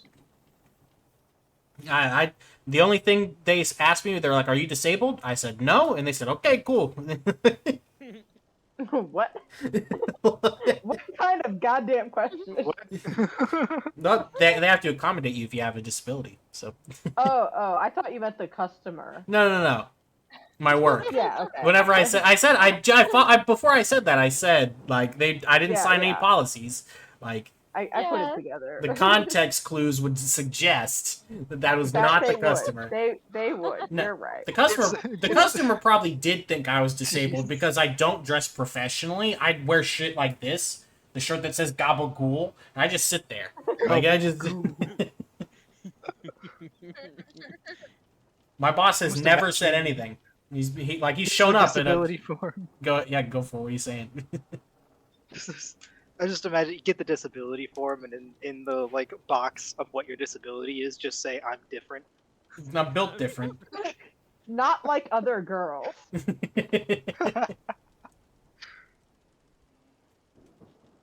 Like totally.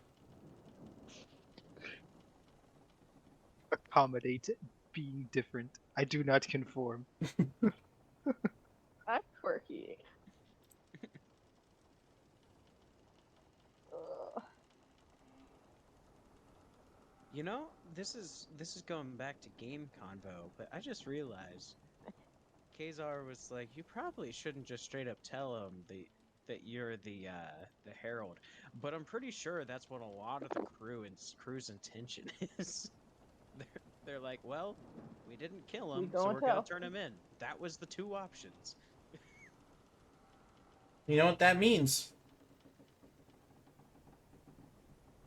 It just hit me. I was like, wait a second. What does that mean? I was asking if he that's knew. why it was kind of combining that with like you remember why we're here. It's like this, there's kind of layers to that conversation.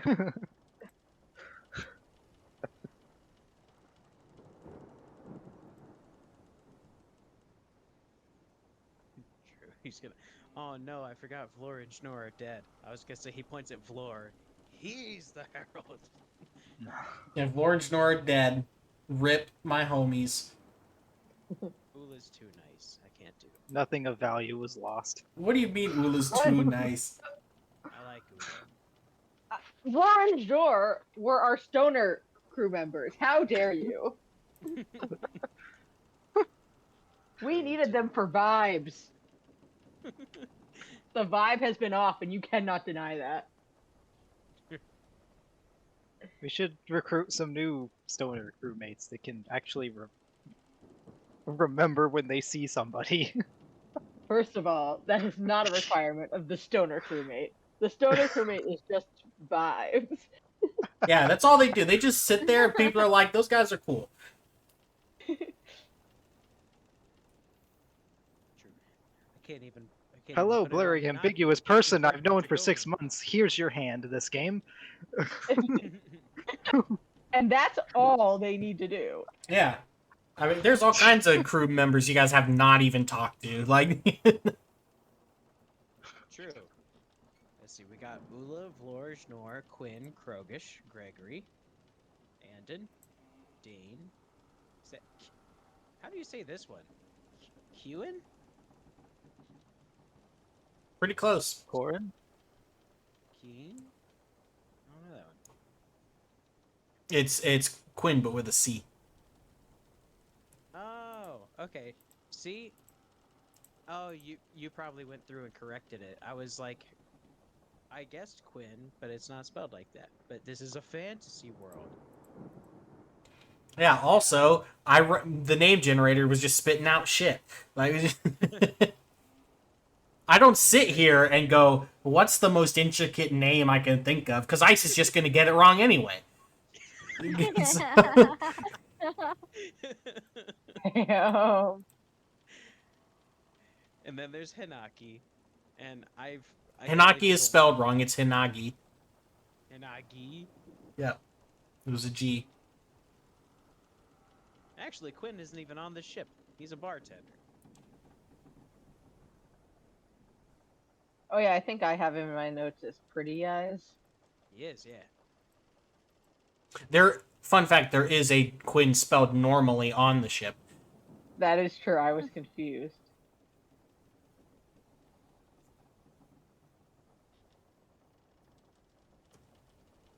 We need a yearbook. Yearbook. Yearbook. Yeah, we'll Crew go. yearbook.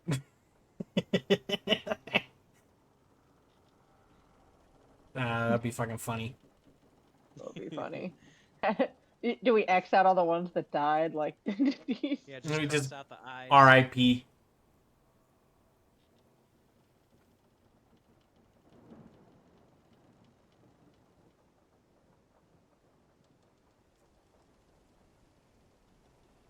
Man, I've got like nothing to snack on aside from Oreos. Yeah, I've already had Oreos today, but I also don't have milk to soak said Oreos in. Oreos. You came straight to the mic to do that. He meowed in the mic. Just throw them across the room. Do not do His that. nose- Do not do... His nose. He's just getting ready for his podcast appearance. Yeah. So The Crack DM D&D podcast coming soon, featuring Anthony's Just cat. Toby. Big Tug just released a video like 4 hours ago that was just shitting on podcasts. He was like, "There's too many of them." Yeah, true. The market is We only oversaturated. need 3. Yeah. Yeah.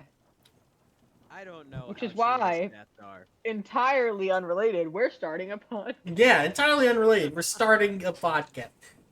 True.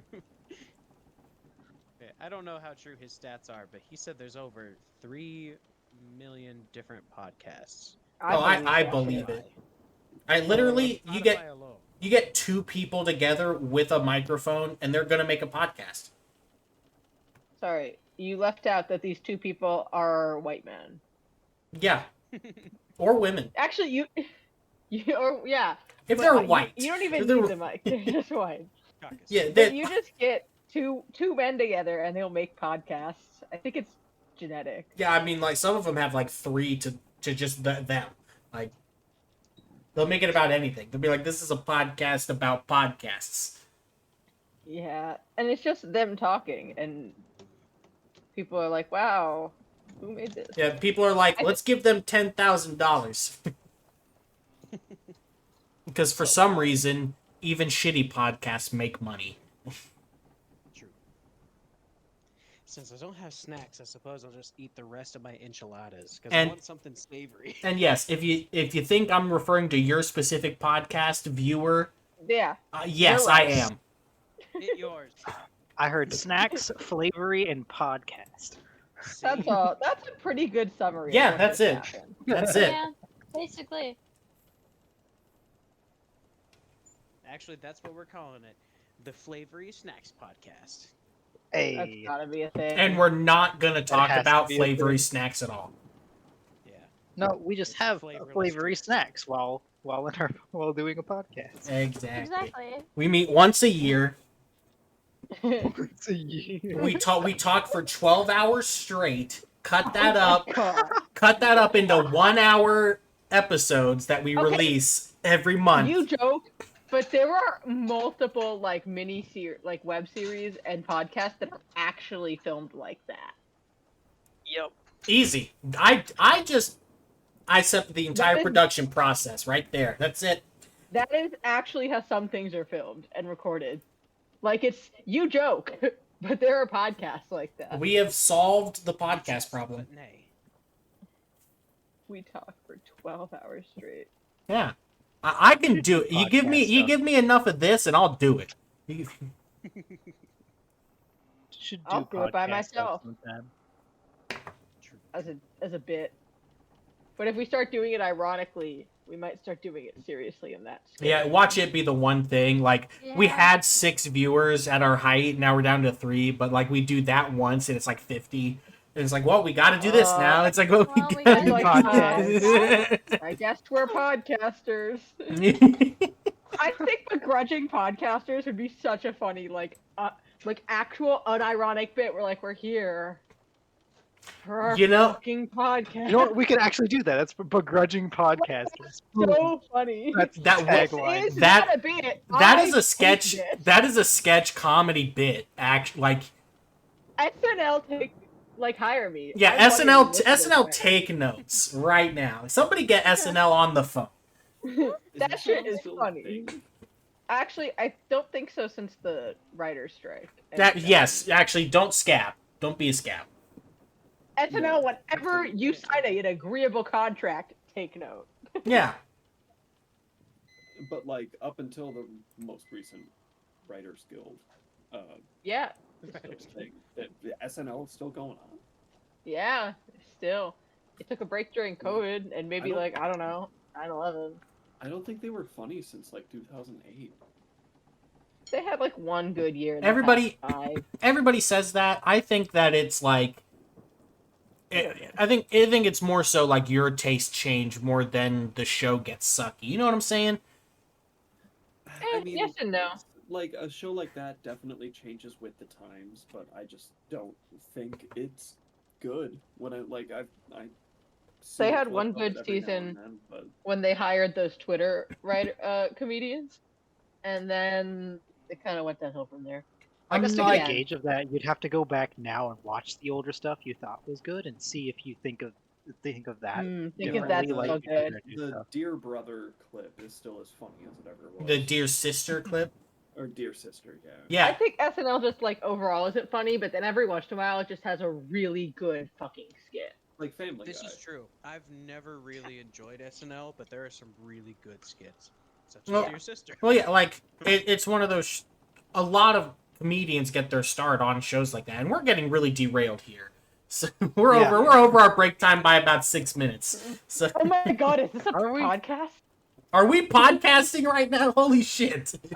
Make Oh, it no. stop! We should actually do that sometime. Just begrudging podcasters. Just do it. I It's don't like, want to, but I will because it's funny that I don't want to. Yeah, exactly. Begrudging podcasters. I've God become the thing I've damn it. sworn to destroy. Okay, all Other right. than the words, we should start a Everybody get it together. Me in particular. Yeah, boys. What are we getting together? Yeah. Lads, ladies, we- When are we getting together? I said, what are we For- getting together? for But this when is, podcast? Yeah, win and what? When? The win is right now, and the what is the game. Okay. I guess we all lost the game. Yep. Oh, No. fuck you, Ice. No, fuck. What game? I had the same thought, but I didn't say anything, but you made it real. So, yeah. Report. Everybody sleeps, and despite the long nights of talking and thinking and whatever,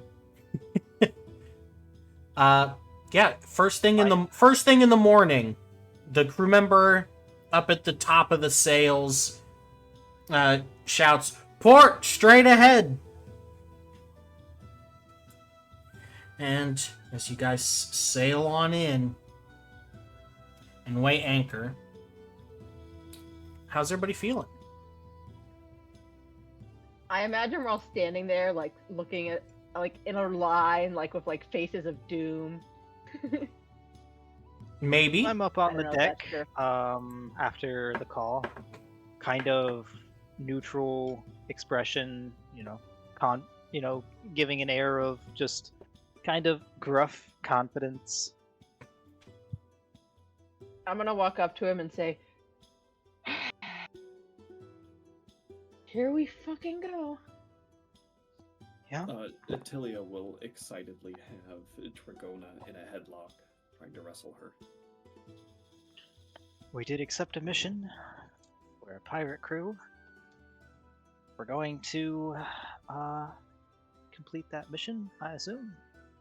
He kind of raises an eye at the rest of the ship's leaders. I'd like to try and hit Tilia and Dracona in the head with the 100 pieces of candy that lined my cloak. They're back to a few episodes ago. Dragona is very confused as to why she's in a headlock. So, I don't know. She's trying to get out for sure. And then the candy falls. Yeah, and then there's candy. Listen, everyone's got to have a little bit of jitters when going ashore. Good way Yeah. to shake it off. She's gonna be like punching Tilia in the gut. The crew's pretty excited. And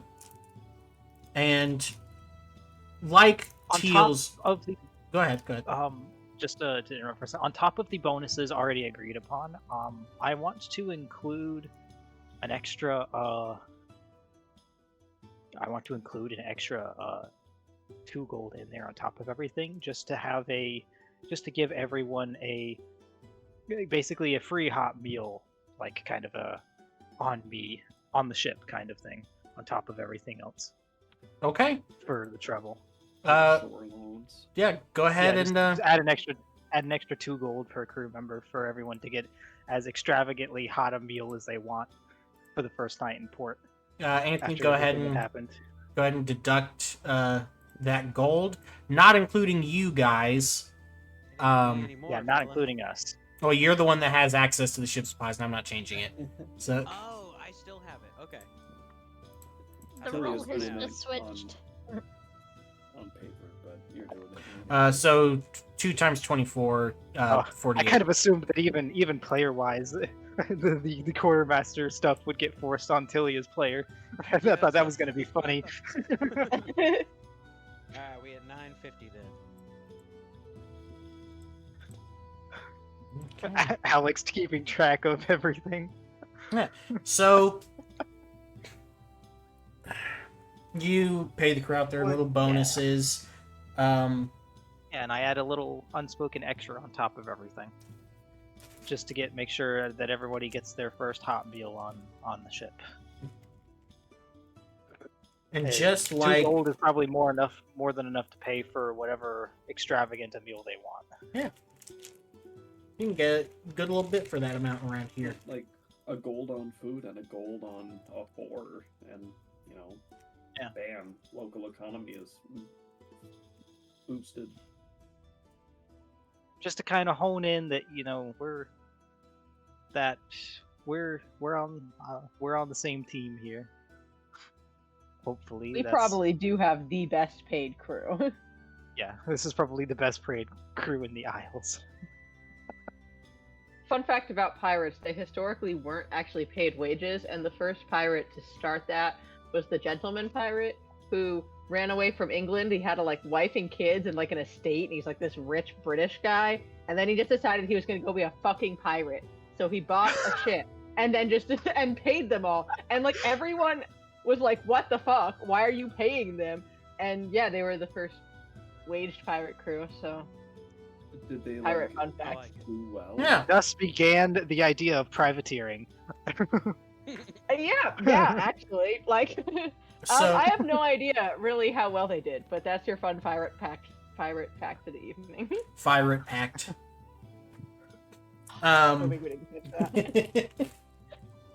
And just like at the other isles where you guys have docked, it does not take long before somebody approaches the side of the ship.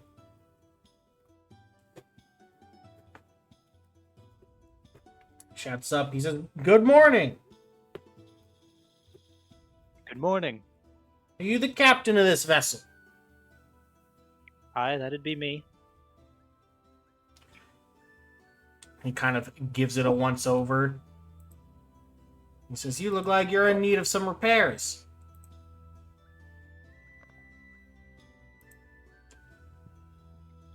Aye. How much is that going to cost us? Oh, I can't tell you that. I'm just here for your docking fee. Of course. What would the docking fee be? How many you got aboard? Mentally does the math. Minus 6. minus 6, which leaves us with I may have mathed that wrong. 24? 24. Well, you guys would be 30, including you guys, unless you mean the 6 that are Yeah. dead. 30. 30. Okay. So is it 30 minus 6 or was it 36 originally? It was 36 minus 6. 36. 30. 30? Okay. Awesome. You're not trying to lie to him. That's good. Nope. He goes 1 ahead. Turns to Tilia. Give the man 30 gold. You don't have any contraband on there, do you?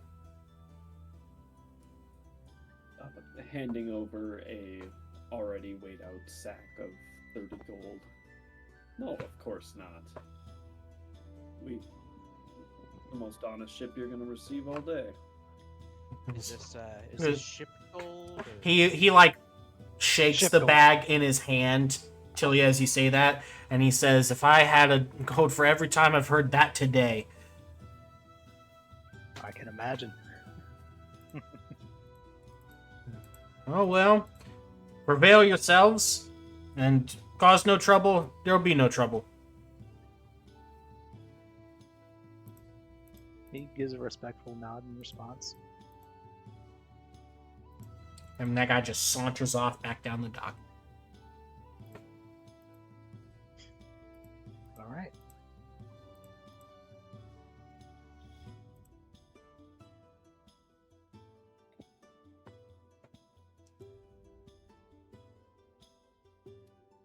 What are you guys up? What do you guys want to get up to? Yeah.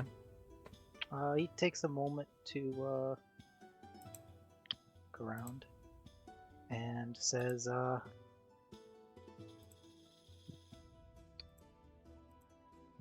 is the crew already kind of offloading to go do their own thing? Or do I have to tell them or do I have to, is there something I have to say to let them do that? I'm gonna say that since you are the new captain, like, if you haven't told them to wait, then they like basically as soon as you paid, they set the gangplank down and went. Okay. I kind of expected them to do that. That's why I was just making sure that I wasn't going to make them wait. I was making sure they were already on to do their usual thing. It is in fate's hands now. Yep. He's going to turn to our party and say, no one goes anywhere alone.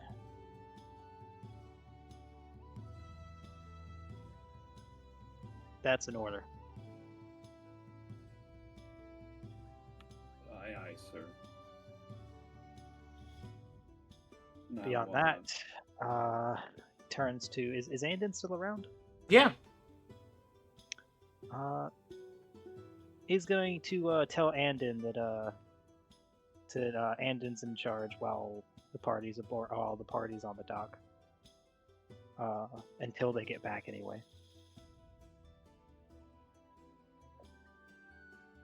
kind of leave the ship in Andon's hands for a little bit while we go ashore. Goes aye, Captain. She'll side glance at Z and go, window shopping? Yeah, another shopping episode. Why not? I look over at Dragona and I'm blanking Tilia, and be like, another shopping trip, knowing how much they hated the last one.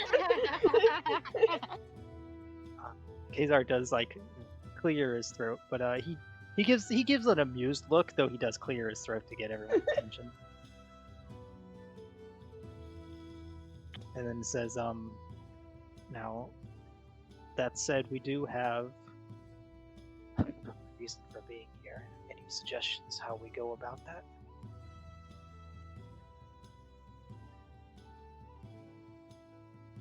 Well, there's bound to be rumors about this Harold Tark. We have a not exact location, but these people are a lot closer, so I bet someone on the docks or in a bar knows something about where they are.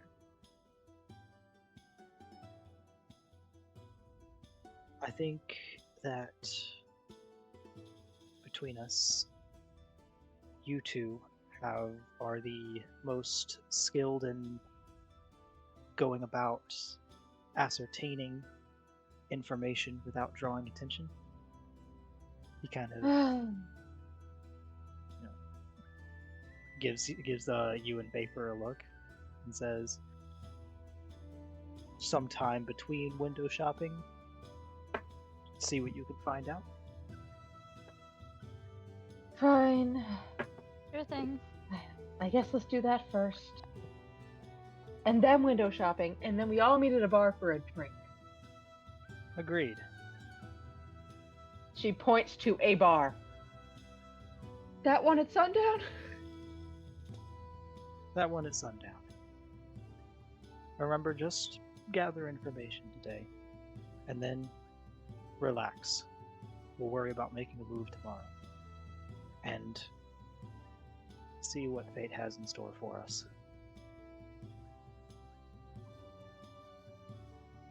And then he walks ashore.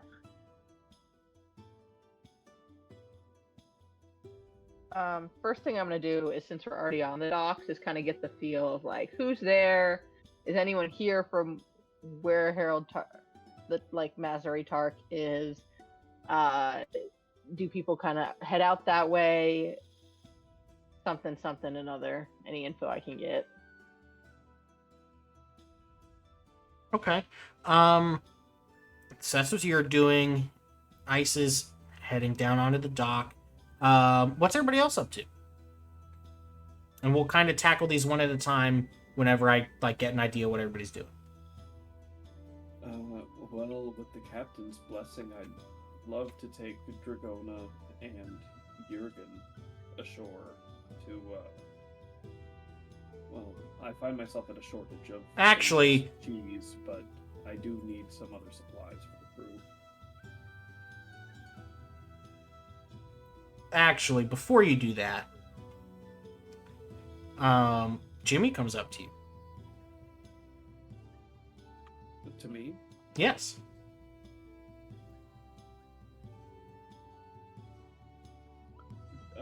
How does he approach me? Very timidly. Well, at that, Atilia will put her hands on her knees and lean down a little closer to his level.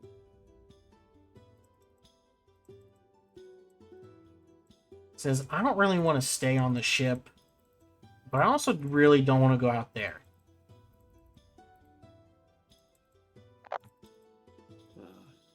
Now, find yourself to be in quite the conundrum. You don't see any way out of this?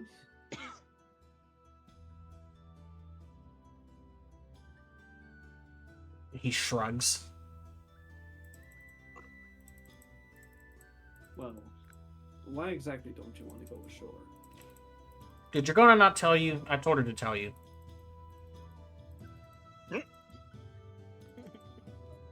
Everybody looks at Dragona. Yeah. Are we all there? I assume we haven't quite walked off Yeah, yet, we because haven't right all as walked we're away finishing yet. the Oh my God. conversation, Johnny Yeah. walked up, or Jimmy. Or just She'll just kind Moment of like we all stare at her.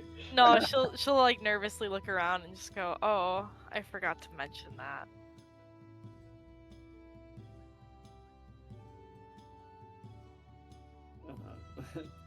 Well, before Jimmy can open his mouth, Tilly will straighten up and crack her back a bit and put a hand on Jimmy's shoulders and start walking him away from everyone else. No, she seems to have forgotten, but go on. So you drag him to a different place. Yeah, just out of immediate earshot Okay. of the dispersing crowd. He like crosses his arms and he's looking very pouty.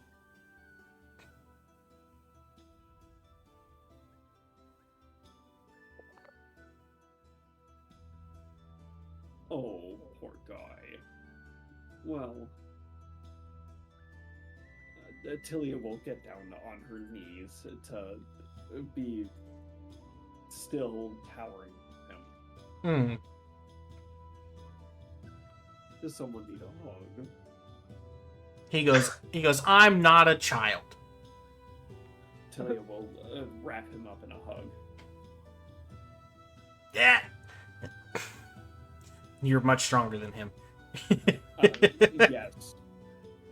Well, if you'd like to back up, or if you'd like me to let go, why don't you tell me what? You know I don't like sourpusses. He goes, I'm worried that my mom and dad are going to see me, or somebody's going to recognize me, and then they're going to come try to get me, and it's going to ruin this whole thing.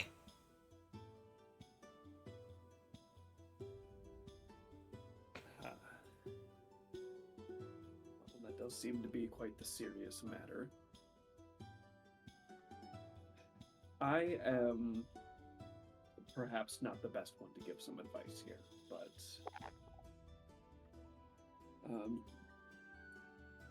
I'm sure we could find you a mask of some sort, huh? Hide your face. Maybe you could put on a different voice, wear your hood up. It can be nice and mysterious. He looks over at Vapor and he's like, do you think I could wear that one?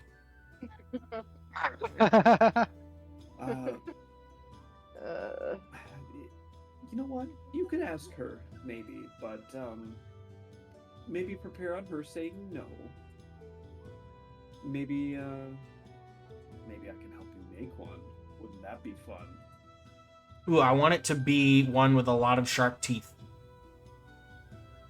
Oh, very terrifying, huh? Yeah, I want to be spooky.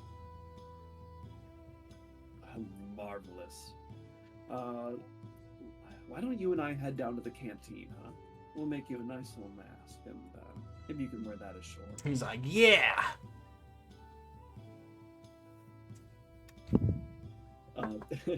Tilia will finally release him from the bear hug restraints and start making her way to the canteen.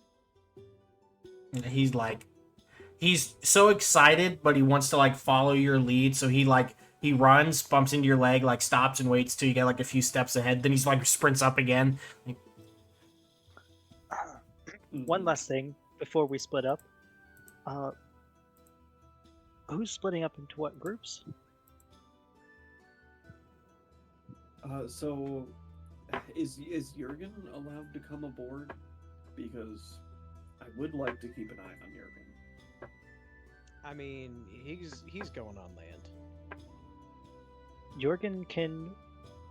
Jurgen's got choose Mama to Toe. come ashore if he wishes. Awesome. Well, as the former quartermaster, Tilia would appreciate his help in doing their quartermasterly duties ashore.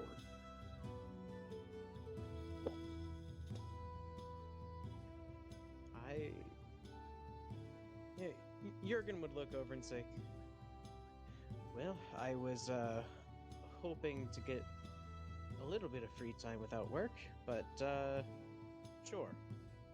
Why not? So Attilia currently being like elbows deep in paper mache, helping Jimmy make a mask.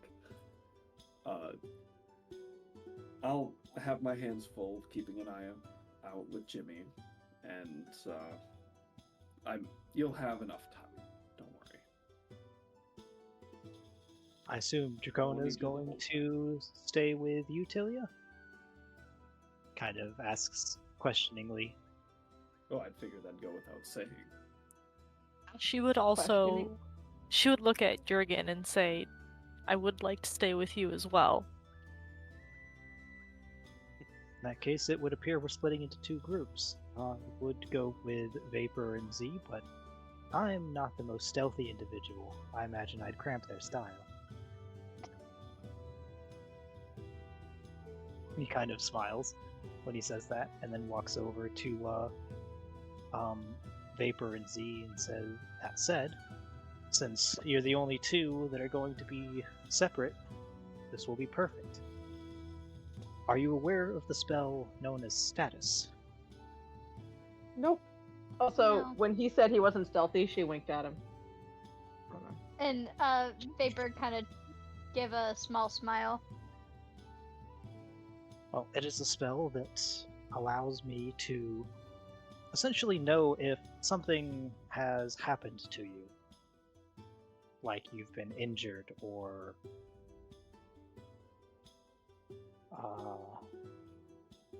you're dying, poisoned. If you're racked with unbelievable amounts of fear, panicked, that sort of thing. Not I'll trusting. know immediately. Can I sense motive to see if he's telling the truth about this spell? You cast spells. You can make a knowledge arcana. Okay. That works too. Ba, ba, ba.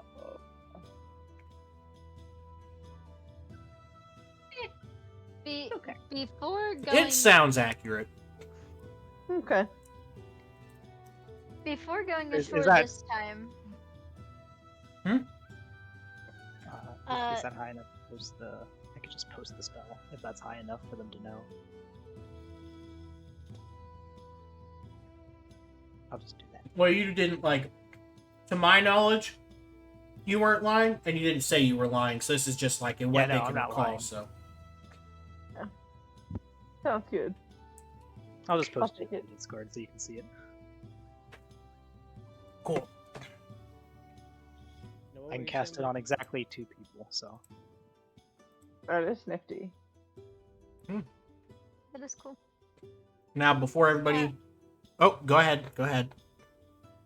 I was gonna say, just before actually going on to shore this time, Vapor would do like the most very rare thing and actually remove her mask.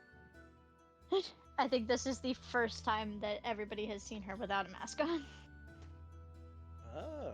Face. Kazar raises his eyebrow. Feigned shock brings her hand to her chest like a Victorian woman who's fainting. Vapor, I want you to make me a fortitude save. Fortitude Oh. save. Oh no. Oh. Did what I I say didn't know hurt I that was gonna bad? do that. The sun, it burns!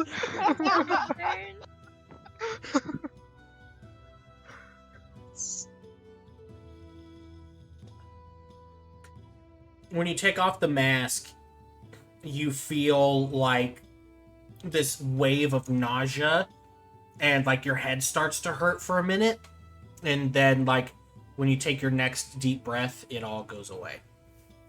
Okay.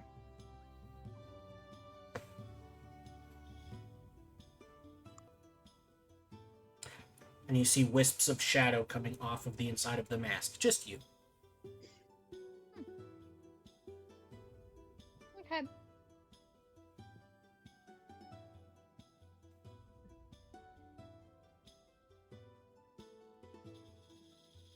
Interesting. Um,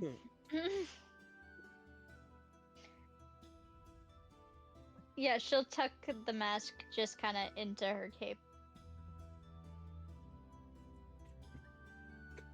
Okay.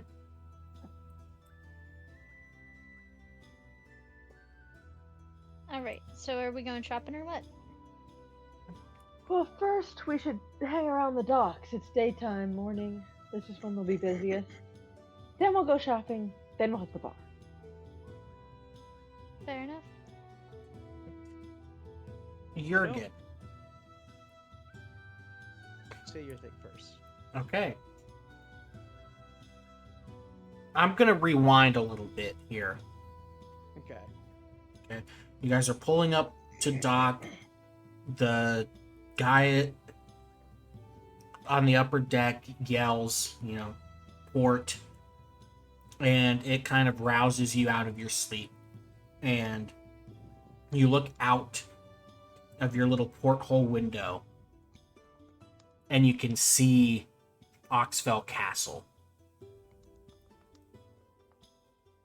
And this is going to be one of the few times of my direct, shoves. You feel like you need to get there.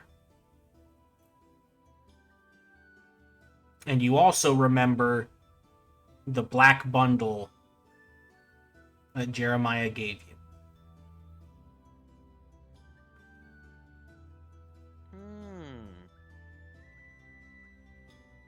I don't think I put that bundle in my notes. How did that one slip my head? Okay. I'm gonna put it in my notes right now.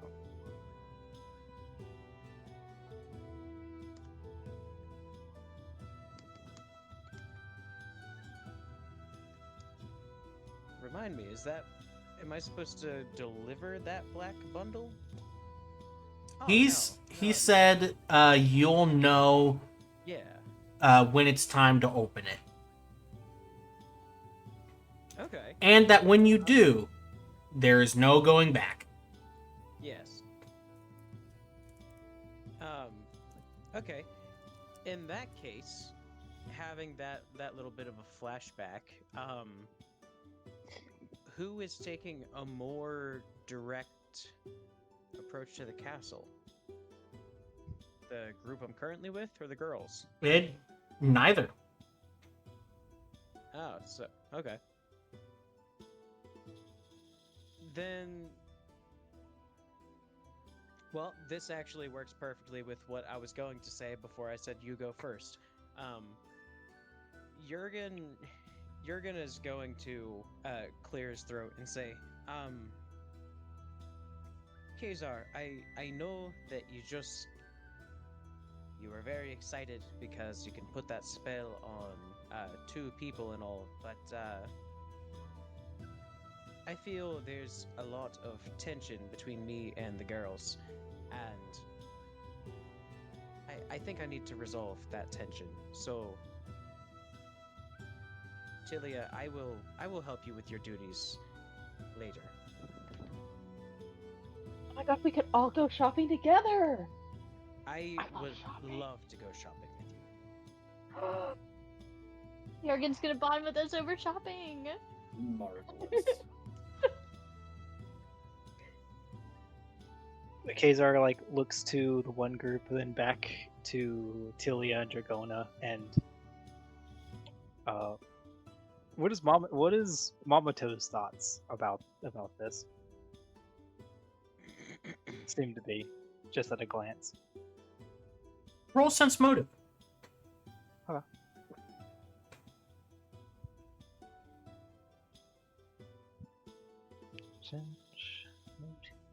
Skills.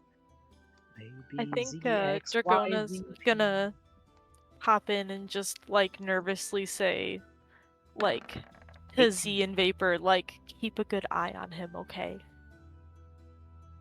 Will Of do. course. You get nods She very she had seriously. kind of made a deal with herself to guard Jurgen from the crew, so She wants to make sure he's safe as well. Yeah. Jurgen is going to turn around, knowing I think it's a little, kind of uncharacteristic for Dragona, but he's just gonna give Dragona a hug.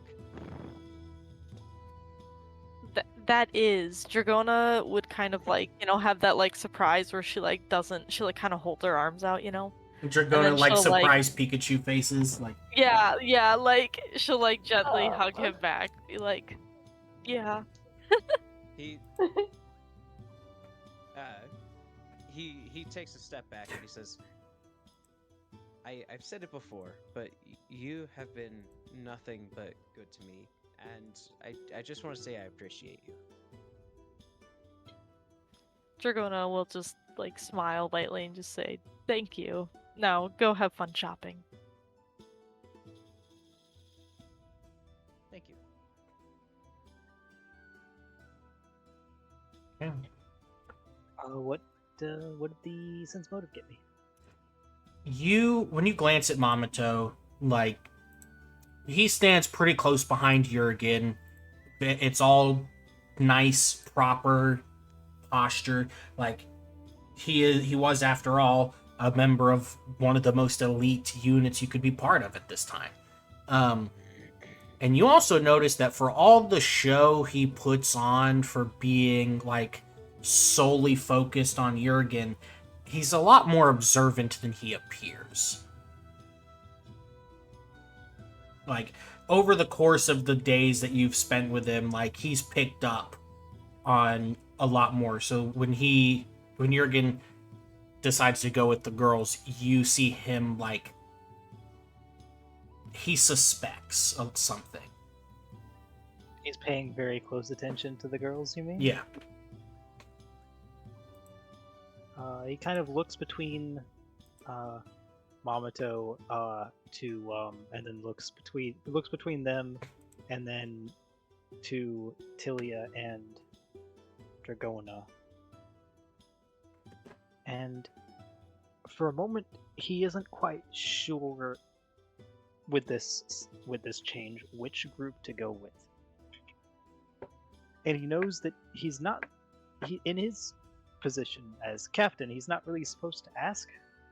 He's supposed to just decide which one to go. So he's kind of in this weird place. Like he kind of wants to go with Jurgen to make sure that nobody dies, but at the same time, Jurgen has kind of made this choice.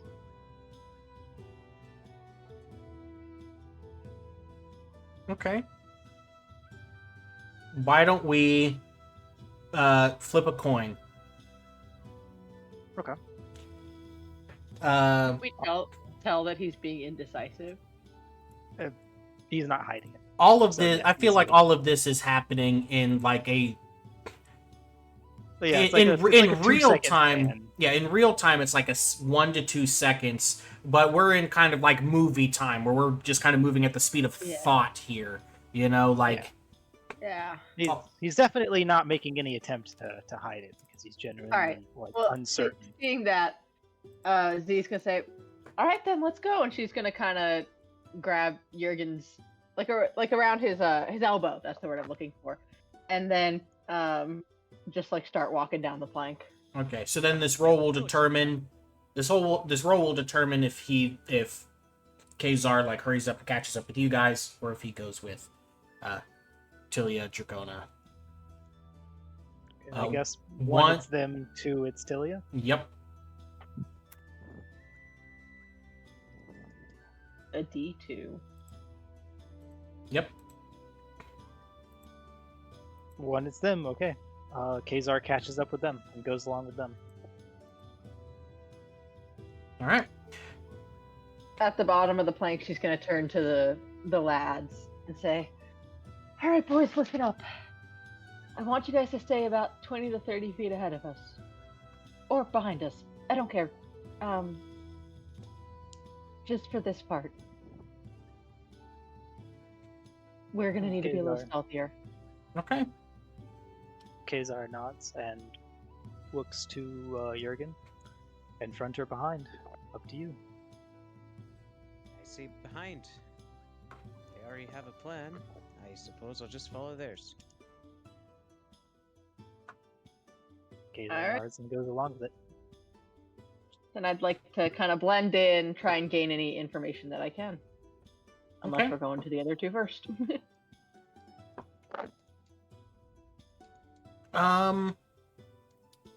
Yeah, we will.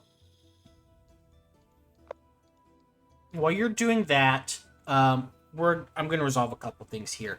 Kazar, make a spot check. Alright. Skills. ZPAS. There it is.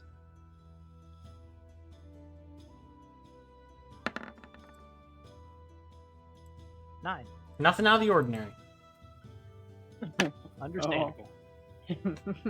The worst. Yeah, going back to the ship, Tilia, you and Dragona help Jimmy make this mask, and it's like he's 10, so he's made this like paper mache monstrosity that like makes that it's like got sharp teeth, but it's also done with like colors that do not match. But since he's 10, like, and has some of that cognitive ability, like, he's made it creatively. He just has no clue how to make it look good. Yeah, like, it's going to be technically impressive, but absolutely hideous. And Yep. Tilia will be of full support. I love it. Yeah. Cool. He grabs your hands like dwarf his because you're so fucking strong, but so he like grabs one of your fingers.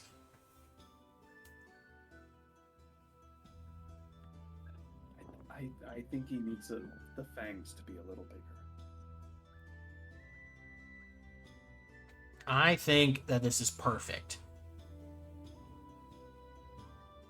Well, I'd say if you're wearing this, not in a million years would anyone recognize you.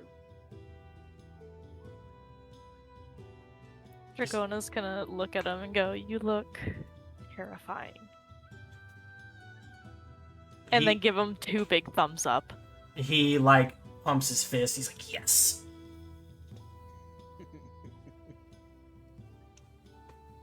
And Now, do you plan on being silent and mysterious, or do you have a voice you're going to do? I will use the voice when it's ready. I will take your word for it. You can't see him smiling, but you could tell he's like beaming under that thing. Yeah. I feel like little kids have a way their like His body absolute whole beam. giddy. Mm-hmm.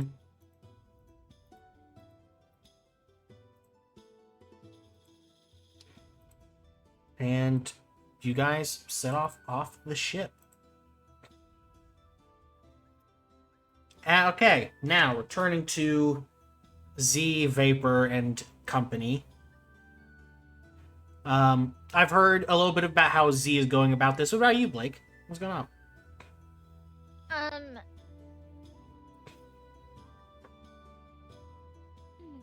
I think I'm also just gonna try to blend in with the regular crowd this time. Normally I'd try to slip into a shadow place, but having a sense of what taking the mask off does, I'm not sure that's a particularly smart plan. So we're just not gonna go there. So we're just gonna blend in with the regular crowd and try to listen in on what's going on. Okay. Oh god. You guys are kind of carousing, so I'm gonna give you a couple of options here. Hello, Roll20. Yes, thank you. Oh, stop it. Mhm. give me gather information. Yeah, hold on a second. There's a freaking like 3-inch moth stuck in my bedroom. Same. Oh, This badass. is what I hate. Yeah, and I'm trying to like let it go because it's just gonna die in here or eat all my clothes. So, okay, gather information. It's pretty, but It is pretty but must die. it's pretty but must be let outside. You don't belong here. Unless you're gonna chop up half of your rent. Get the fuck out, man. Yeah, you don't pay my landlord. Get out of here. Yeah, fuck up. Okay. That's why I don't like being in my bedroom at night. With a 12 and a 20, you guys get like a wild range of results. Like you hear things from, oh, he's not here anymore, to he's out there destroying whole pirate fleets, to he's already been killed, to like just anything that can be a rumor about this guy, it's a rumor. Okay. Alright. Okay, then I'm just gonna go up to one of the people and ask. Where is he now? One of the more credible rumors. I don't know if I need to have another roll for that, but just one of the ones that sounds like it. I mean, that's the thing. you can't tell. Yeah, you really can't tell. You go up to somebody and you're like, hey, I'm hearing this is the word on the street. What about it? And he's like, oh no, and then he tells you a different rumor you heard earlier. Like, Nothing. So we're trying to deduce what's real, what's not, essentially. In this. you can, or you can just like be like, well, we did it, you know. Okay. Man, I was hoping that 20 would get me further, but okay. Remember, even Teal didn't know exactly where he was. Yeah. Is there anyone around that? I guess ask if anyone's like had a direct contact with him. Nobody Or- would willingly admit that. Okay. That's fair.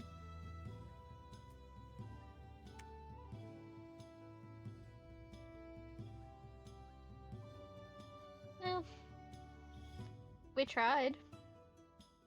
Yeah.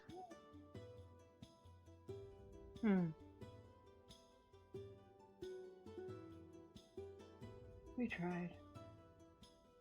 Definitely not our finest work, but Yeah. I hate going all the way to the top. A bar's not going to get us anywhere better. Let's go let the boys know. We go let the boys know. Yep. I tell them that we're going to have to go to the Baron, basically. No one out here knows anything but silly rumors. I'll say that in character if you want. Kazar just nods and says, it's your area of expertise. If you believe that's the best path to take. Then he kind of, gives the palm up gesture. Until I think of a better one.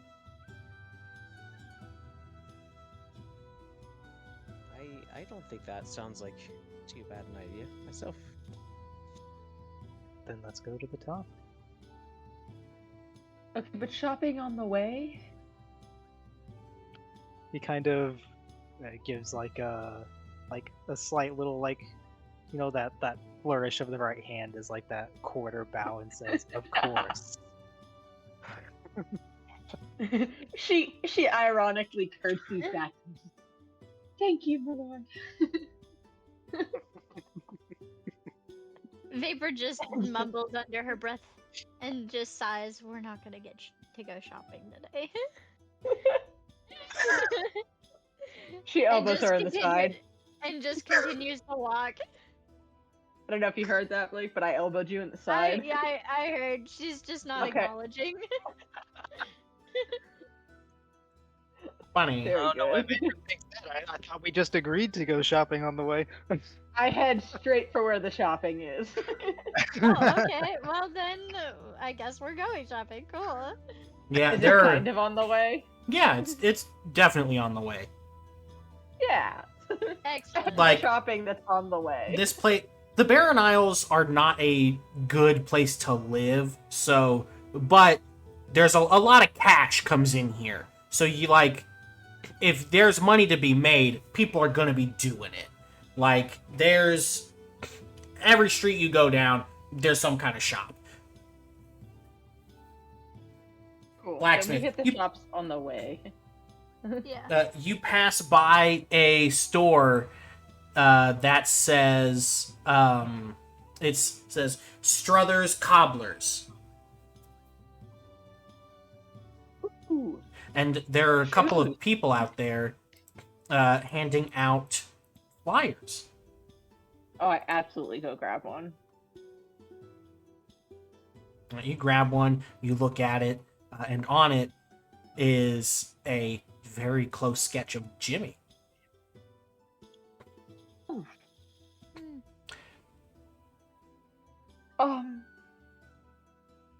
Fuck. I say to the party after handing Yeah. it to them. On it, not it says after receiving the flyer. says James and Delilah Struthers offering 25 gold reward for anybody with knowledge on their son's whereabouts.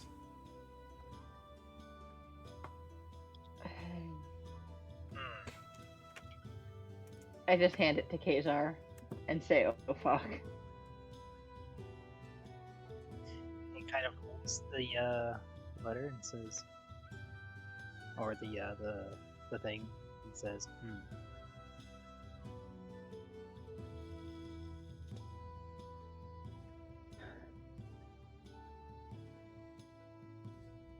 Suppose this is what they were talking to Tilia and Trigona about?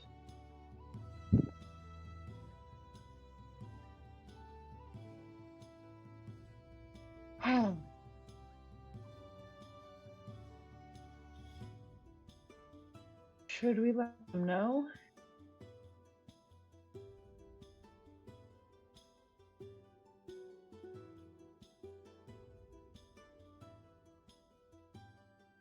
Based on the fact that he didn't tell the rest of us, I would assume that he doesn't want them to know. All right.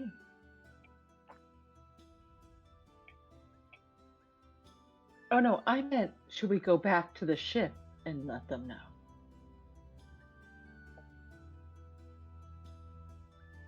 Perhaps we give Jimmy a chance to talk with Tilia and Dragona on their own about this, and we can hand them the letter when we get back. I keep saying letter. We can hand them this, just waving the pamphlet a little bit, when we get back. Let's go shopping. But He folds up the somewhere paper else. and he folds up the paper, puts it in a pocket, and And we resolve skip this to- door. resolves to hand Tilia specifically the paper when they get back, and otherwise leaves it up to fate until then. All right, what's the next shop?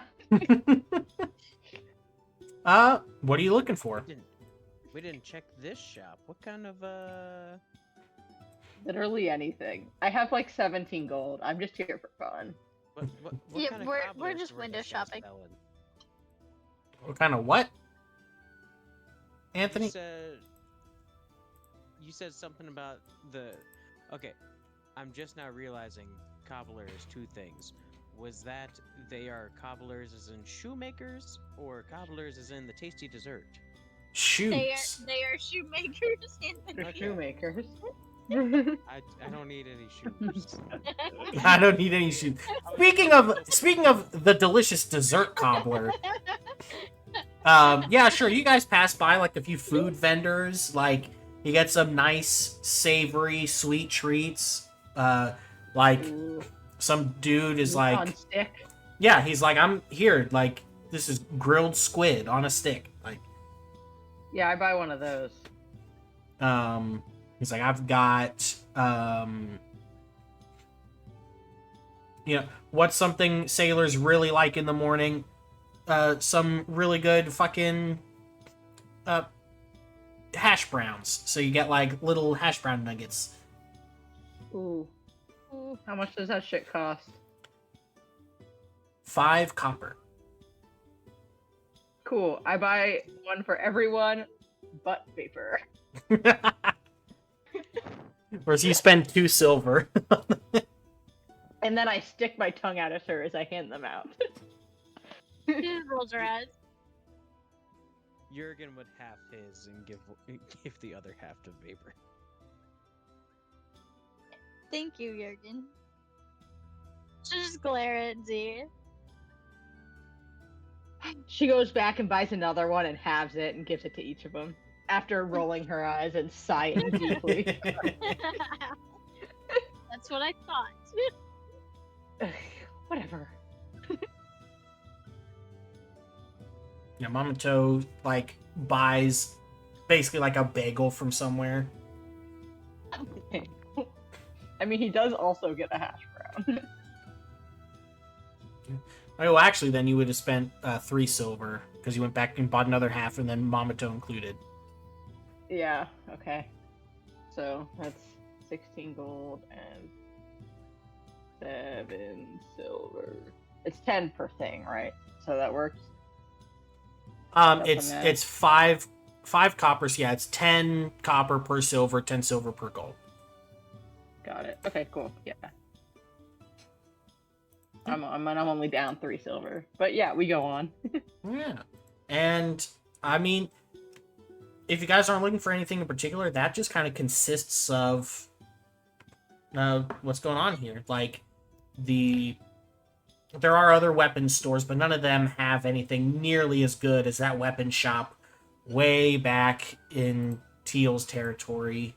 I There's no. bump kind of shoulder to, or like bump my shoulder up to Vapor's shoulder, even though she's like a lot shorter, so I can have it down a little. Go. We'll go back for it. Referring to the weapon that we left there for her. A long time. She literally just kind of glares at you. Like, she does not say a word, she just glares at you. Fine, I was trying to be nice. God. And I want, as your like walk slowly starts to come to an end and you approach the gate that leads up further up the road towards the castle, I want all of you in this little group here to make spot checks. A, B, C, D. That's exactly what I'm doing right now. Oh, I see it. Oh, there it is. His are just not rolling hot today. That's it. Mm-mm. Probably me either, honestly. Ooh, if we have any really important rolls. We all- 11, 11, 11. Oh my gosh, why did we Jeez. all roll 11? What? Tilia, no, not you. Tilia wrong. I got Supposed to be an excited, 11. Sorry. I just wanted to see if they rolled an 11 too, and they almost did. You're so close. No, so Why did we all roll 11? nobody else in this little group notices. Like, you guys are all conversing amongst yourselves, talking, eating, having a good time. Z. A carriage rolls by and passes ahead of you. And for a brief moment, you catch a look at the person inside. They're dressed all in black, and their face is covered by a metal mask. And they make eye contact with you specifically out of the corner of their eye before the carriage just whips past. And after a short stop at the gate, it is let through.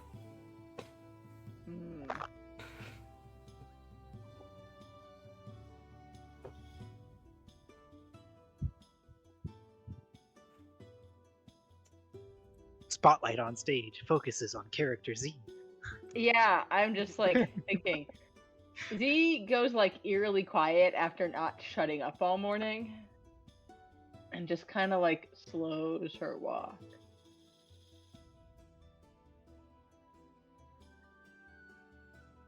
Yeah, Vapor takes an instant notice to that.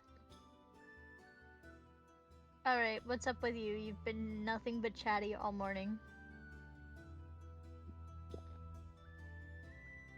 Is everything alright? Something's amiss. I just get a feeling.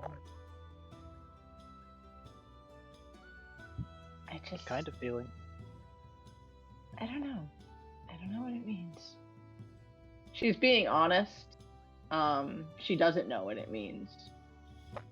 But she's obviously not telling them what it is. I think I'm going to take some liberties here that I normally wouldn't do. But I think diving into this feeling, I think this is probably twofold. It's the first time that Z hasn't been able to just think of something on the fly. Yeah. And that feeling leads to this feeling of fear. Yeah, I was wondering if I as a player was wondering if she was getting there. She's had a lot of fear recently that she hasn't had ever. Is Z panicked? No, it's No, not at that wouldn't point say yet. no. It's not that point yet. It's just like when something unexpected happens and you don't know how to deal with it, like you kind of stop. Yeah. You know? So, yeah, she's definitely in that mode right now. She kind of just shakes it off, like physically shakes like her head and kind of her body. It's just, well, guess the answer's forward, but, and I'm not sure if this will work. It might do better to have some people, she kind of looks at Vapor, in the shadows when we go in there.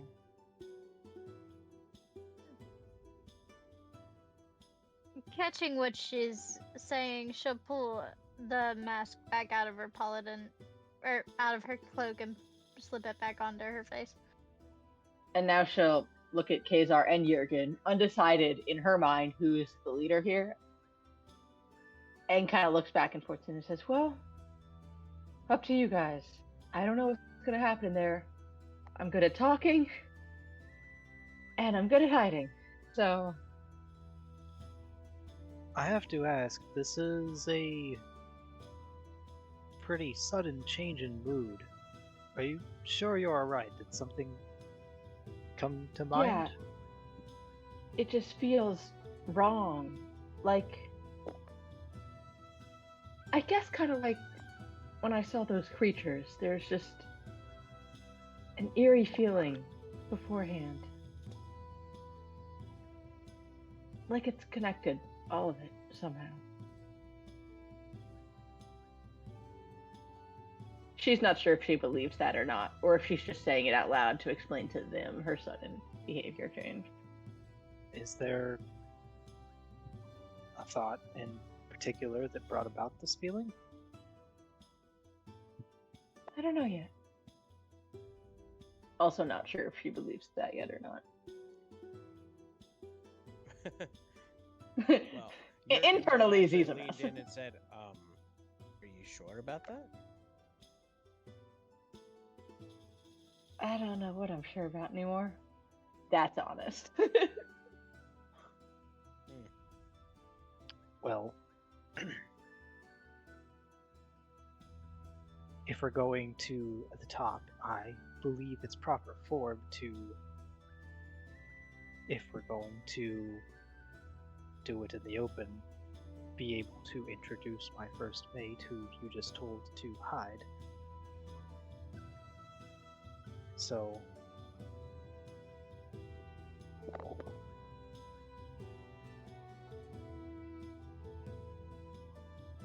I suppose I'm asking, is there a specific play you're trying to go for, or a more specific reason you chose to say that?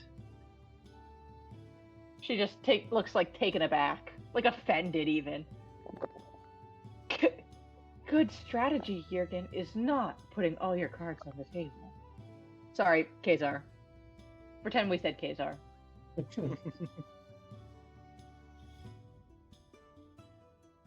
I just meant that if we're going to go forward in the open, are you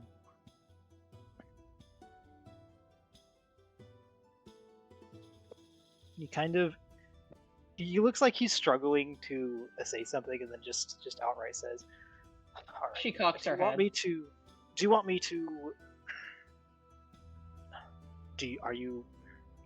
to pretend to be my first mate here? Since you're telling Vapor, my actual first mate, to hide in the shadows? Because I'm pretty sure it's proper form to have your first mate with you when you're going to the top like this. No. I believe the same happened with Teal. A good point. It could be me, it could be any of us, but I advise you my talents are hiding and talking.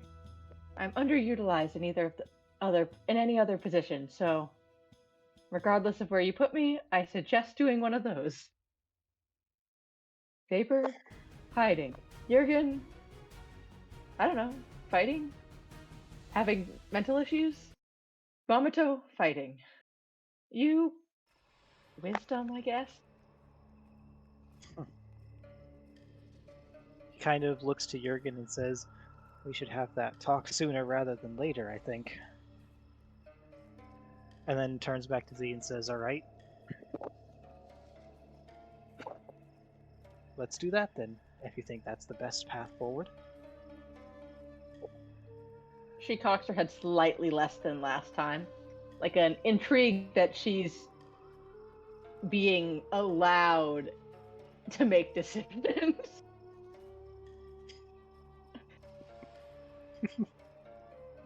Okay.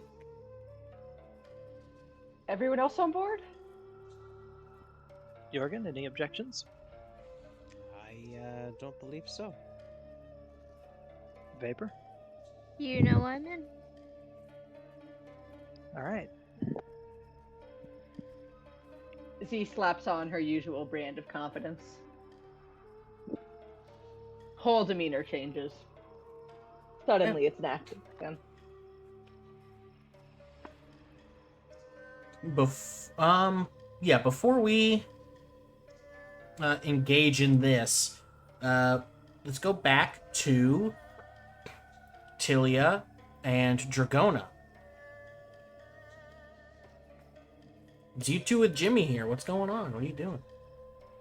FBI, open up. What? Hey now. All right.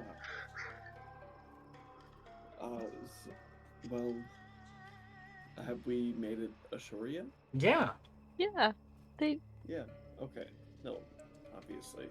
we got off the boat, and I think would be maybe like stocking up on supplies and stuff, maybe. Well, I seem to be missing one of my favorite cheeses, so I'm specifically looking for a nice half wheel of that.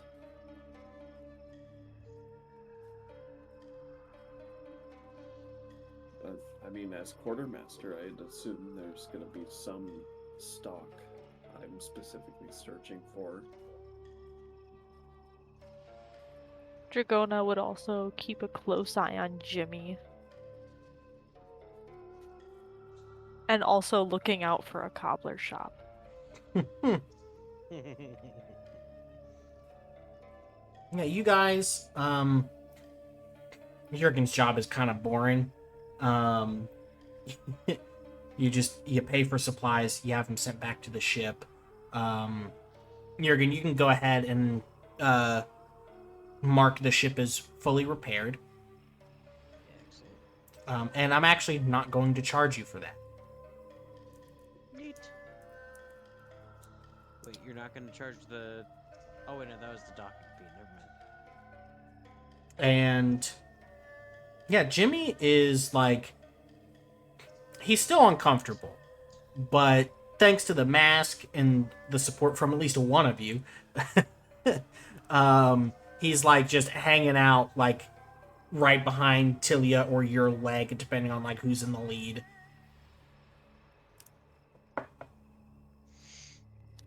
Dragona will notice his nervousness and like ask like, "What did your parents, hit you?"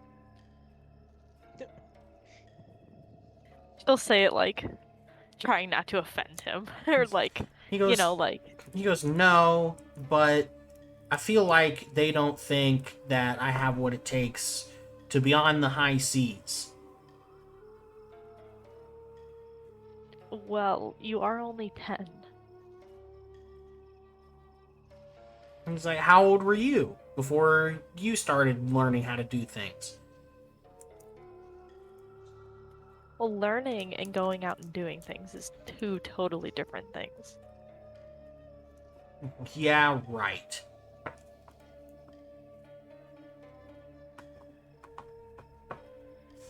Dragona would just shake her head and say, start off at the docks or something. Don't get into piratry right away. Is there a plural for pirating? Piratry? Pirating? I think pirating's it. Piratical nonsense. And he's like, well, like, I hang out with you guys for like a few months, and we have done so many just really cool things that are like right in all the books that I read, and they're just really cool. But Mom and Dad, all they want me to do is make shoes, and they won't let me do anything else. Oh, the cobblers. I got it. Anthony's Anthony, been where lost is this your whole brain time. tonight?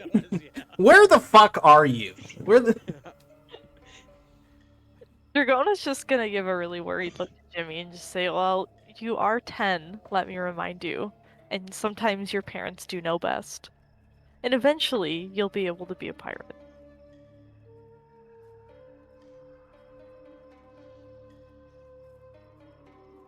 He just crosses his arms.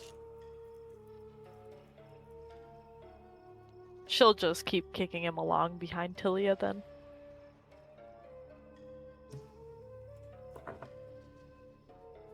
You two, yeah, like, you get all the quartermaster stuff done for the day. What else do you guys do? Like, what's up?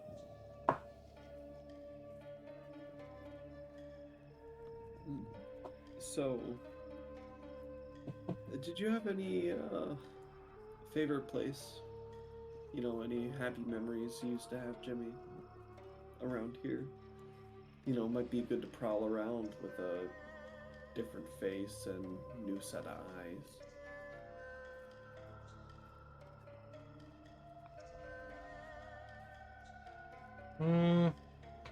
There's not really a lot of places to go. Like, it's only so big before you just hit ocean. And then to go anywhere else, you gotta get on one of those big ships.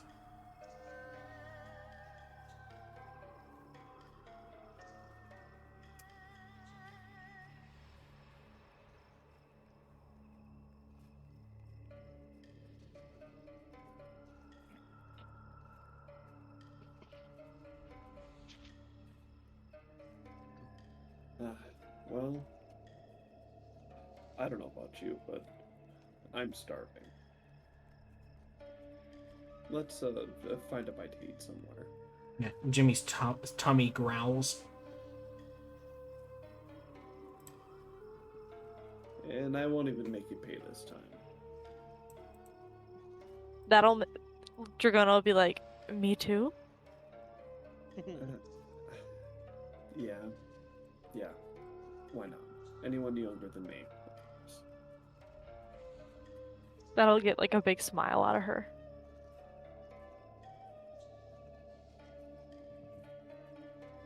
Jimmy's like, I haven't seen Dragona smile that big since it was ham night.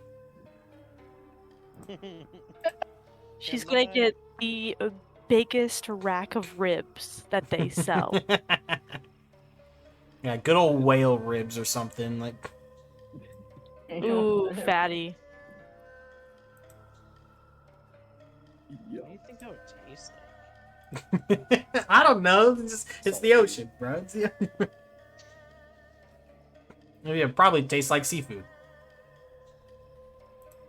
Yeah, I guess we would head to the nearest restaurant, which I feel like would be. Yeah, you Mark's. guys head to wherever Z was like, we'll meet there tonight. Yeah, shoot. We'll head there early and order some appetizers. Okay.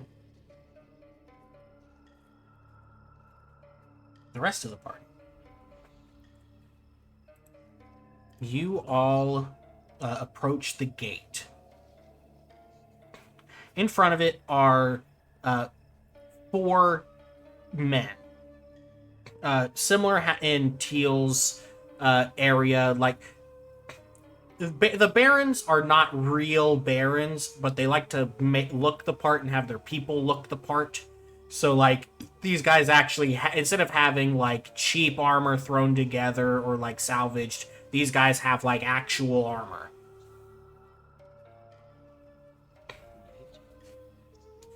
And one of them, with a big helmet that has a giant plumed feather on it, steps up. And he says, hold it right there.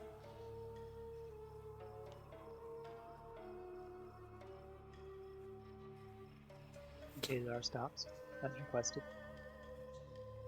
So does Z, and she smiles pleasantly. What's your business? Something we can only speak directly to the Baron to, and it is vital that we see him very quickly.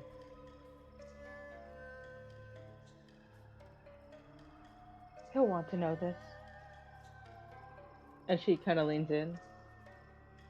It regards the Herald.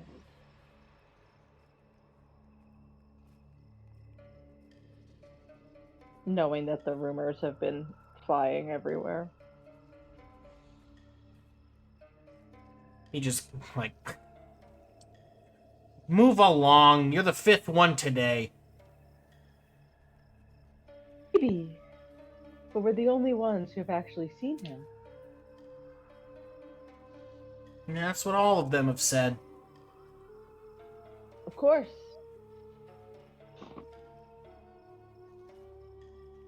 What spells do I have? Can I try and yeah, I know in 5e it's a thing that you can use like sleight of hand to try and like sneakily cast a spell. Is that a thing in 3.5? That depends on if it has a verbal component. But do it. Probably. Ba-ba-ba.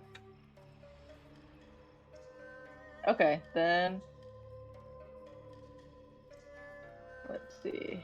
And if it has a verbal component, you have to have a feat in order to cast it silently, or some kind of feature that Yeah. allows you to cast it silently. Which I Otherwise, will. He's gonna hear you mumbling. He's gonna hear you mumbling Yeah. nonsense. He's not gonna know what you're saying if you keep your voice low enough, but he's still gonna know you're mumbling something and your hands waving. That it's kind of Right. magic's not rare. Yeah, exactly. And then I just stab him. No. And then I just started blasting. And so anyway, I started blasting. Bam, bam. And I missed. Has Vapor already disappeared into the shadows? Razor tries to speak up and aid Z by saying, "My name is Captain Kazar. This is my first date, my first mate. We really would like to speak to the Baron, and we're willing to make an appointment if that's more appropriate. But of Perhaps course. sometime tomorrow."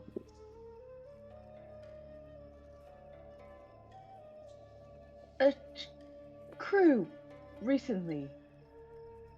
An entire ship disappeared. Do you know of this? We saw it go up in flames. We saw what happened to the crew. And she looks him in the eyes with, like, the truest fear she can possibly muster. Probably Kazar pulling kind up of the- adding. Kazar kind of adding to the bet, clears his throat and says, "We should probably discuss that with the Baron in Right. private." She, like, straightens up, makes a point of, like, making herself presentable, not expressing. Of course. I apologize, Captain, goes- for letting my emotions get the hand of me. You know how women are. He goes, look. The Baron is busy. He has a very important guest. I don't know when he'll be done, but he is not taking any visitors until they are gone. Of course. And she leans in so that the others can't whisper. We've met the man in the mask before. In fact, he certainly knows of us.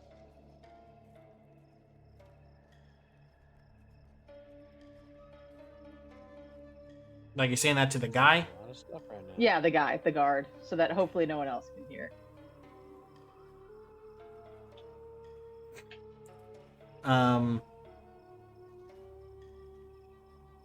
He just, like, sighs and pinches the bridge of his nose. He says, I look. probably don't hear. No, you do not. He says, look, I cannot authorize anybody to enter. So, whatever business you have, it's going to have to wait. Move along. We'll be back. I hope not. And she winks at him. I thought we were nothing but pleasant. You didn't even let us make a diplomacy. Because this guy was not going to negotiate. Like, Everyone can always negotiate. that's not true. We don't negotiate with terrorists. We're not terrorists. We're just Yeah. bad people. Yeah. Fine. Conspirators. There's two of them. There's Well- two guards. There's 4. Four. I look at one of the others and go, when does the shift change? He just stares at you. Kazar has already given a respectful nod to the guard and has turned away.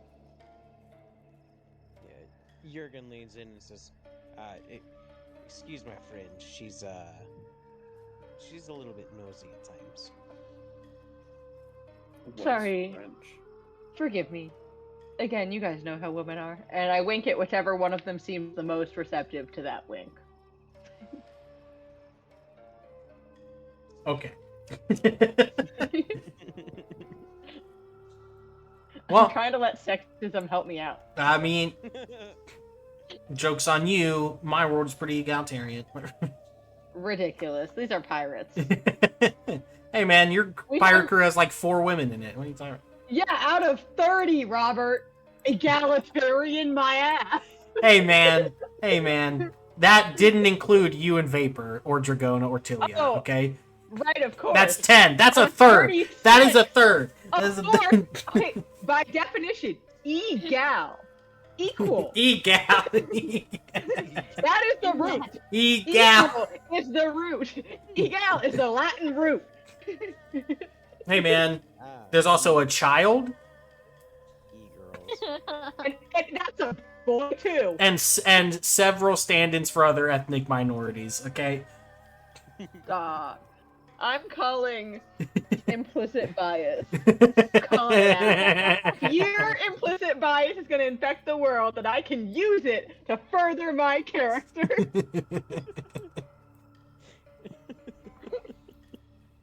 Okay. He's like back to Sorry, I'm done. Are you? I'm done. Not now. Well, actually, So, since you mentioned it, okay. yeah, what I was going to say is that we have, 1 sneaky person, 2 sneaky person. 3 sneaky We're actually gonna throw Kazar over the wall. All I'm saying is, like, you're not getting anywhere arguing with him, so you can either leave or, do what you two do best other than this. Like, Well, we definitely make an appearance of leaving. Hitler's already turned and walked away after the conversation ended. Yeah, we followed somewhere out of sight that looks like we're gone.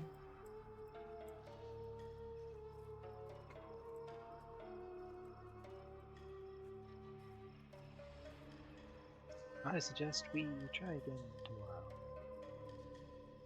Unless there's some urgent reason we must get there today. I just think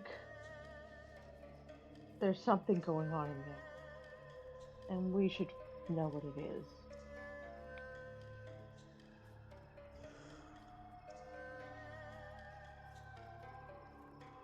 What exactly is it that you think is happening? God, wish I knew, Kazar. Once fuck, I can't get. I'm sorry, I'm not dwarf racist. I know their names. You all just look the same to me. You guys just look so similar. who's implicitly biased now? I got.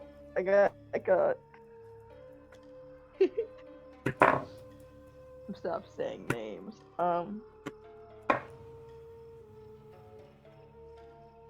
Well, I guess maybe it can wait till tomorrow. I just don't like waiting, and I don't think we should. Well, we can't go in any official way. We've tried. No.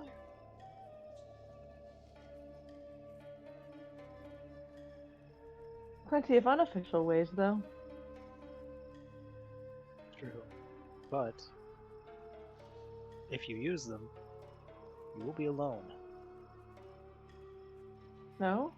Is Vapor gone? Is she still here? Did Vapor already disappear into the shadow? She's in the shadow by the gate. She let you guys go ahead to see if you could talk your way in before trying to, like, sneakily make her way in. Oh, if you want to try to sneak in, by all means, let's go for it. No, I'm not doing that yet. She's watching them from afar first, so when they made their way back here, she, came back into view.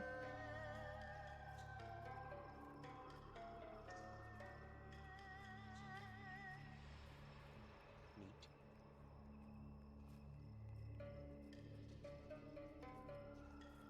So what should we doing now? It's up to you Well, guys. Anyone have any alternate ideas? Because I'm not sure sneaking in is going to be an option. Isn't that your job? Also, we might have to sneak in tomorrow anyways. Yes, it's my job, okay, but their security seems tight-knit. 4 guards in armor is not tight-knit security. I bet they have 12 total, and they put 4 of them out front for appearances.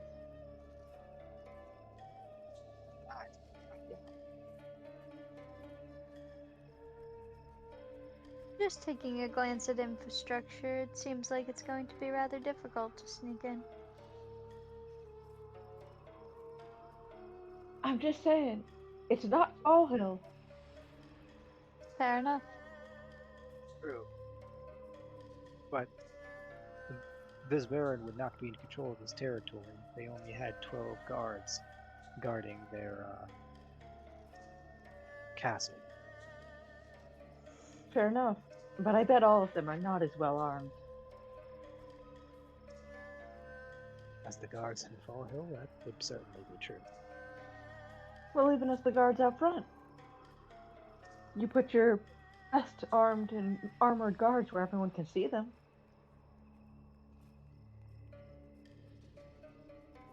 Be that as it may, there would be no way to get you reinforcements if you were caught. Not in any timely manner. As I said before, you would be alone. With all due respect, Kazar, I'm used to working alone.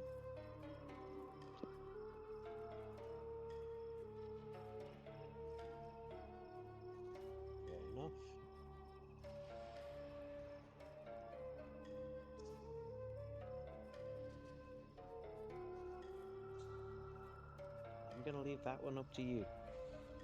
I think that unless there is a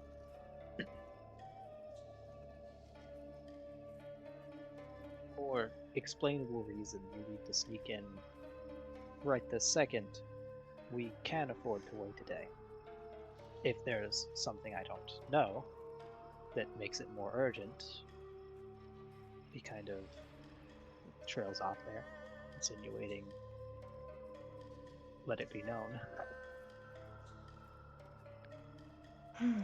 You're right.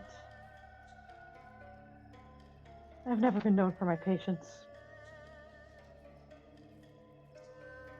What do you think, Vapor? I think, as much as it pains, we should probably wait and just see if we can civilly come back tomorrow and maybe they'll let us in by some random chance. If not, we'll have plan B and find a alternative way in. Fuck it, I cast Expeditious Retreat and full sprint away from the party.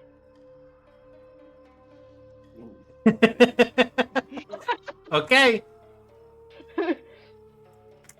Sorry, I'm Interesting. just remembering a flashback Robert had me write, and I'm like, you know what? I think we're gonna reuse that mentality. And that one I jumped out a window after being told not to.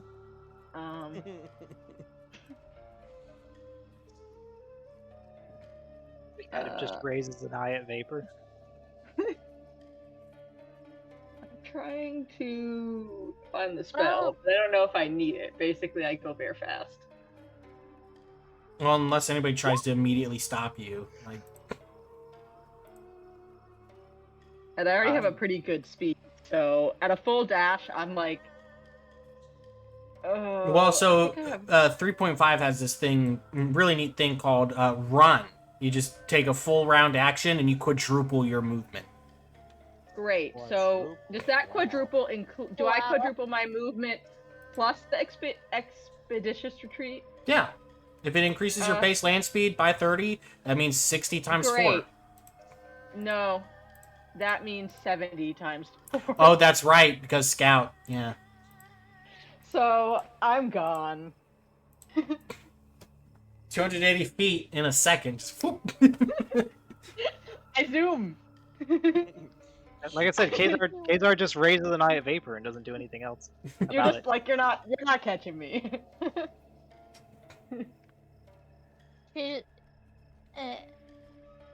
Vapor just kind of stands stunned and just goes, "Damn it, she's done it again." Again? It She- does not surprise me. He kind She of thinks has about that for a moment, and as you pause to think and says, "So jumping out windows is normal for her." Unfortunately.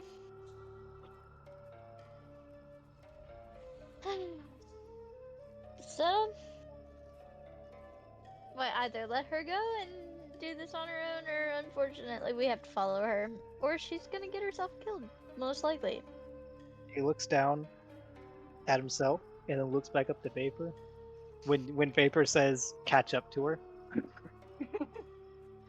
Yeah, we're not gonna catch her, but following in some way. I want Which you guys to know that. direction did you take off in? Not like towards the castle or the the Okay. castle. Kind of like Okay. kind of like parallel to it. Okay. But I suppose. it's pretty obvious what I'm about. Kazar says, "I suppose the question is, are they going to just take some time to themselves, or?" Oh no, she's gonna try to get in. She's gonna try to sneak in.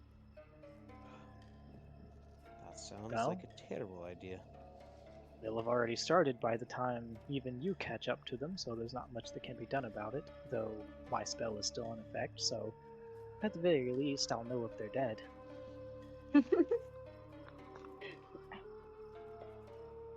he says in kind of a neutral tone, like he's not like it's kind of a weird balance between not serious but also not joking when he says that. She just kind of does like one of those things where like somebody's contemplating, she has her hand out and is like tilting her head back and forth like, yeah, you make a good point. If they get captured or something, I'll know that too. If they go unconscious, if they're stunned, or if they're in sheer unimaginable terror suddenly, you know. There's a list of things. At least we'll know. So, I guess the only person who really could go after her is you. So, do you think you should go after her, or should we all head to the bar and meet up with Tilia and Dragona? To regroup.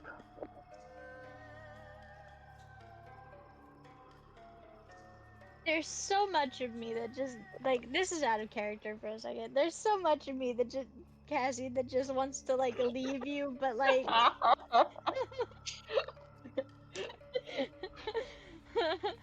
Blake, I'm gonna use some very limited. I've been doing a lot this session, which I normally don't do. But I'm going to point in some directions here. Go. Go where? To the bar? No. Oh, okay. Okay. Go like go at like after her. Yes. Okay. All right. Because we have some limited time. Alex and Abby, if it is at all possible, if we can go 15 minutes past the time we normally stop. Yeah, we should be fine. I'm chilling right now. Yeah. Okay. I know that you guys usually go to bed here in like 10-20 minutes, so. The curse of the Alright. opening shift. Alright, I go after her. I'm gonna go after her. Okay. That's your dumb little sis, man. This is I imagine you had to go get me like our whole childhood, where I would like go do something this is stupid. literally the dumbest thing that I have a question. As Vapor makes the decision to go after her, Uh-huh. does the image above their head change at all? Oh. No.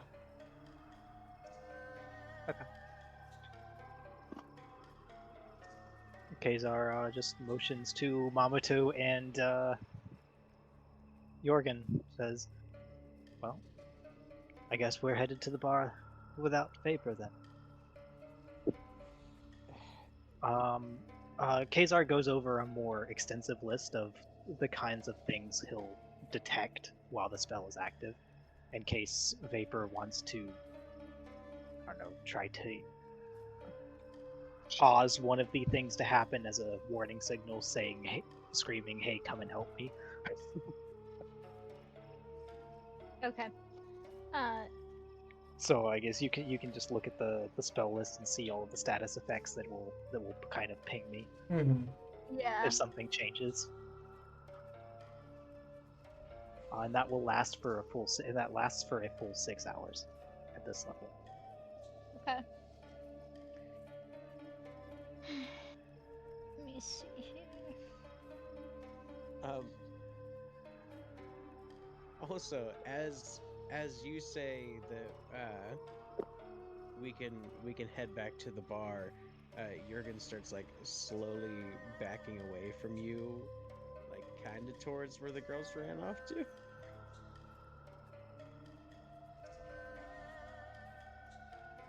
He says, "Do you really think it's a good idea to leave them?" Well, Z made her choice. We can't catch them. Vapor went after them to help them. They're the only ones who could potentially keep up with them while remaining stealthy. I think us going with them would just make their situation completely untenable.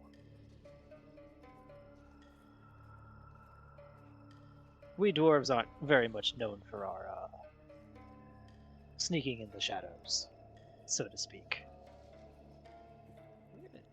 check my. I'm pretty sure that stands for me as well. Yeah, Mamato, like, claps your shoulder and he says, "Look, odds are they'll come out with probably nothing, and we'll just go there tomorrow." Agreed. Also, I just looked at my height and I have a -6. So yeah, probably not a good idea for me to be trying to get in there. Highest I could roll is a 14. Yep. And he says, those two better not mess this up. If anyone can do it, it will be them.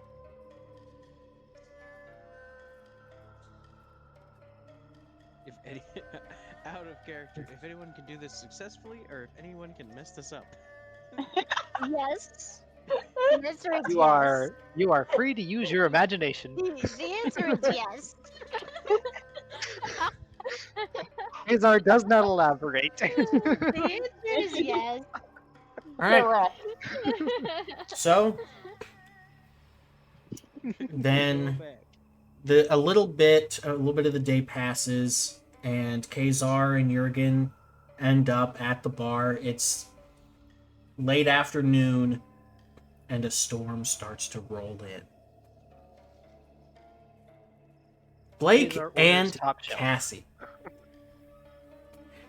Oh boy, oh boy. Hello. One of these things is This storm the other. this storm starts to roll in right as you guys, well, Cassie, you are ahead. But basically, as each of you kind of scale this wall to get on the other side into the gigantic sprawling courtyard of this castle, that is when the storm starts to roll in and the wind starts to pick up. I cast mage armor on myself. Cool. I'm going to need move silently's, but Yeah. thanks to the cover of the storm, go ahead and add +5. Yeah. I don't know how to do that, so It just, whenever you roll it, we'll just add 5 to it. amazing.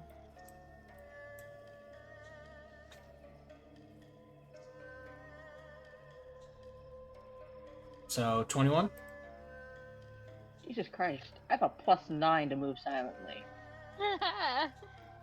Whatever. 32. Wow. Now, the way this timeline is going to work out, you have a head start, but in order to start moving silently, you can't be expeditious retreating because you're moving way too fast. Right, yeah. So at a certain point, you slow down, and Vapor does catch up with you. Could I have used my expeditious retreat to kind of do a scan of the walls during Yes. those 2 minutes and see what a good place to get in is? Okay. Yeah. No check needed. Cool. There's like nobody. You see the occasional person kind of like walking, and like there's a storm going on, so they've got a lantern out. But you're thinking you might have been right. There's probably only like 12 guys out here. Yeah, but now I'm starting to get suspicious. What? I'm right? There has to be something wrong.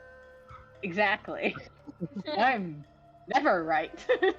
It's my thing. And I think since you sit there and you take the time to kind of scope things out, that's when Vapor catches up with you. I knew you'd show up. Smirks at her. Obviously, I wasn't gonna let you do this by yourself. Yep. Your impulse brain. Hey, not my fault I'm the only one that can make a fast decision around here. And then we It's not hide a- and we move in. Yeah, you move Yeah, go ahead. silently. Both of you, one with the shadows. The rain covers your footsteps. The dark clouds turn everything that, even though it was just the afternoon sun, everything turns dark. And like once or twice you pass by a patrol, and eventually both of you kind of shimmy inside. Like there's a low window and both of you kind of like shimmy inside. Okay. Same thing, keeping an eye out for guards. Immediately Voices. you smell Mm. something burning. Hair? No. Uh-oh. It is burning flesh. I freeze.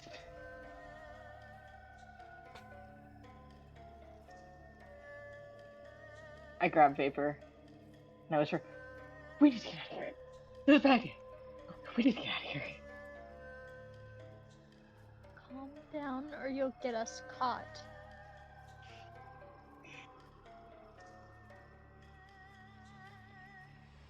She steadies herself and keeps moving. Okay. Pushing through the fear.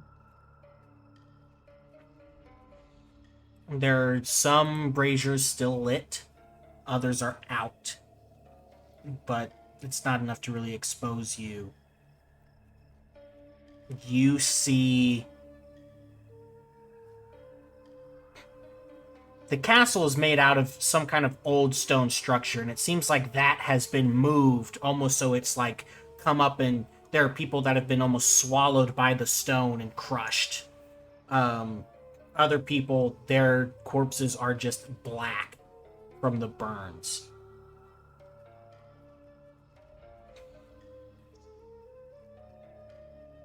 And the trail continues upstairs.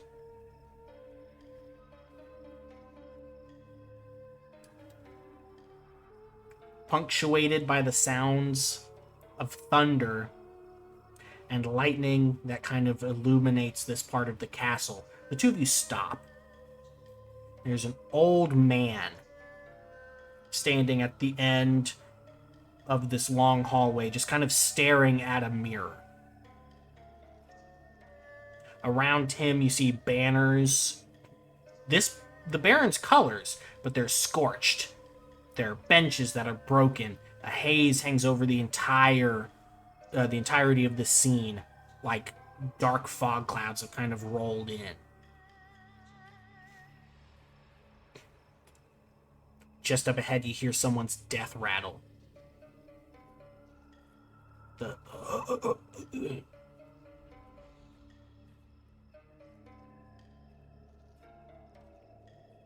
Well, staying in stealth, we check it out. Yeah, it's a person who's been burned to death, who has finally died. The old man, it mutters softly to himself while he's staring into this mirror.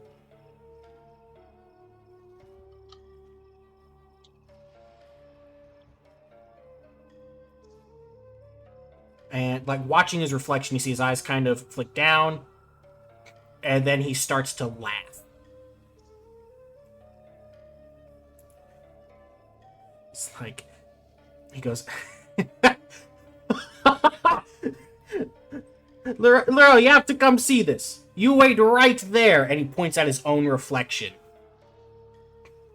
He steps away down one side of the hall.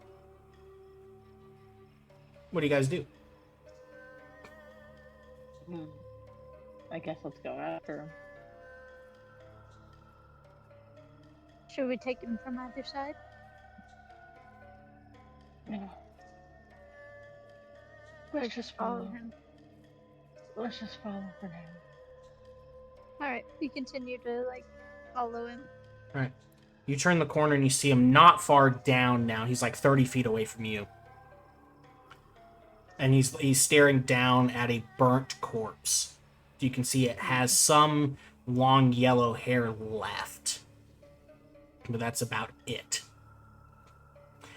He's like standing there and moving like impatiently, like a child about to ask their mom for something really stupid.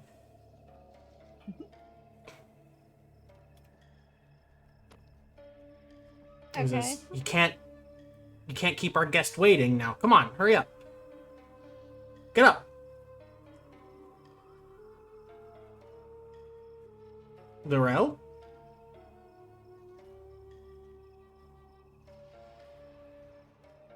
And he just repeats the name again. Can I recognize any of the features on the burnt corpse? Height, general weight, any facial things I can get? It seems to have been a woman. And the only things that have survived are like that tuft of blonde hair and a single green eye.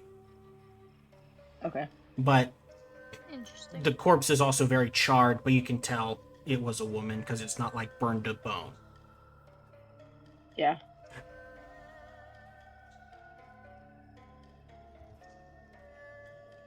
Thank goodness for your guys' move silently.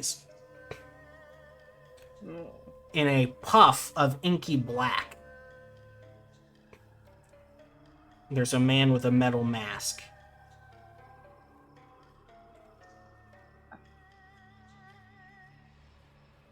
He goes, my, Baron Oxfell.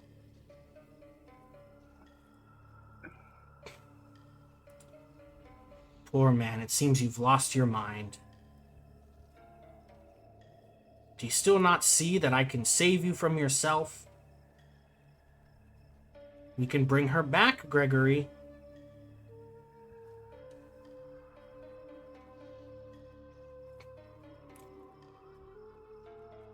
Baron Oxfell, looks visibly scared of this person.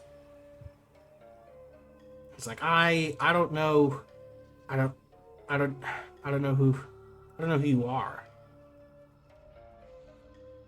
Are you a friend of Laurel's? And he just kind of tuts. The man in the mask kind of tuts. No. My poor man. Here, let me restore your mind. When he reaches his hand out, he stops.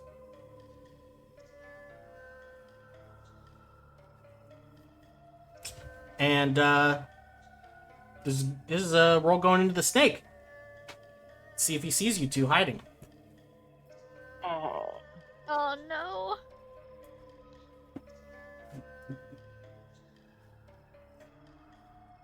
Snake roll. As per usual, I'm going to bring the camera over here. If you want to see the results, you can look on stream.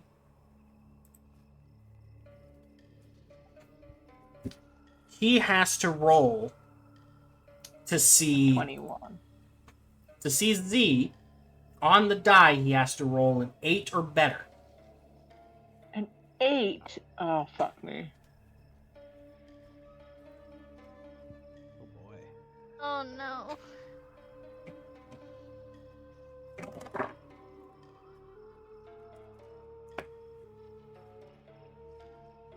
Oh man. I can't see it. You're waiting Is for that the a 10? stream to catch up. That is a 10. That's a 10. Oh no. Do I know he sees me? His eyes dart over to you very quickly, and his hand moves with very fast speed. I need you to make a reflex save, please. Sure thing. I would love to fight this literal god thing. Oh no.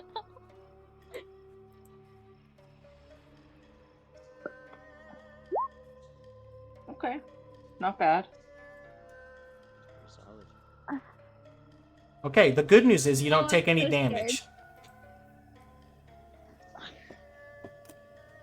Bad news is, so you are swept up by a bunch of shadows, and you hear like the whispers of like thousands of people as it washes over you, and you are sent down the hall, but then even further, and then you hear glass shatter. Am I out the window? Z is out the window. Ironic. How Does this familiar. trigger the status? familiar is that? Yeah, it'll trigger the status, all right.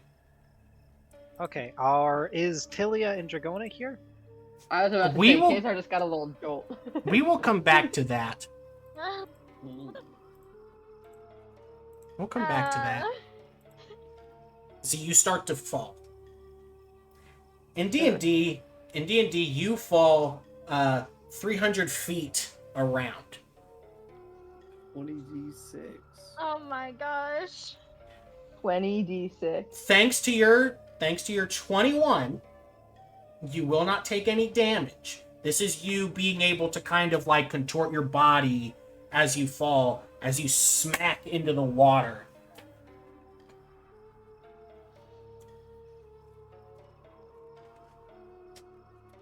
Oh my god. And you have your hand is reaching in that reaction as you start to sink.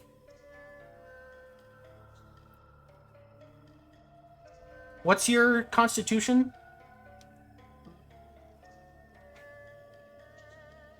A? Fortitude? No, your constitution. Oh, Constitution. It's a 12. Okay. I was asking that to help me set the DC of this. Yeah, I'm gonna need a fortitude, please. Absolutely. I would love to make one of those. That's not great. You sink and you sink, kind of stunned by just how quickly everything happened. And eventually, you get to a depth where you no longer see any light. We're gonna cut away from you. Vapor, what do you do? He, like, as soon as he swept Z down the hallway and out of the window, he presses his hand into the Baron's face, and the Baron starts to scream.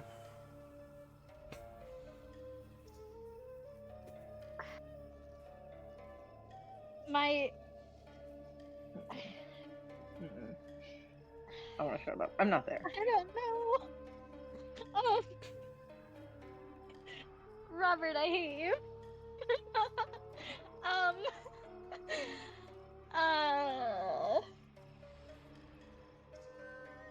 My first instinct before any of that was like, is there anything that I can do to like counteract what he's doing to her? Like, I know it would be like revealing myself in a way, but like It was too fast for either of you to react. okay. Yeah. If there were enough time to react, I would have given it to you. Okay. You rest assured, I'm not unfair in that way. Okay. She's just kind of in shock at this point, not sure like what to do. So he has his hand on the face of the guy, and he's just screaming. Yeah. That's all you can Um, see from this angle.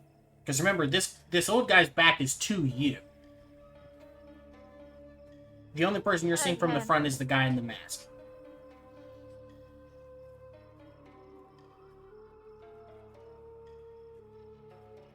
My God. Oh, what shadow things do I have that I can do? What can I shadow? What shadow things do I have?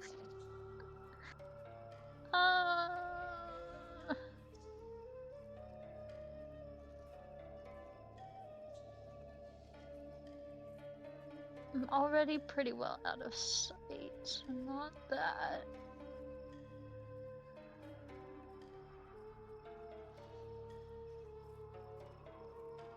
does this one do? I'm gonna set a minute timer. Come on, Blake.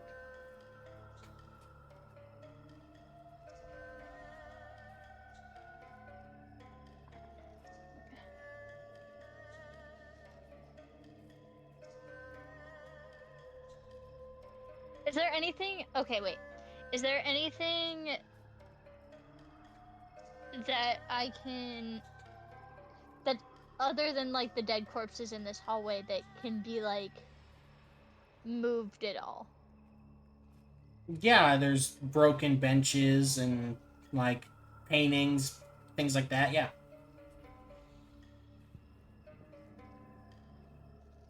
Okay, so I would like to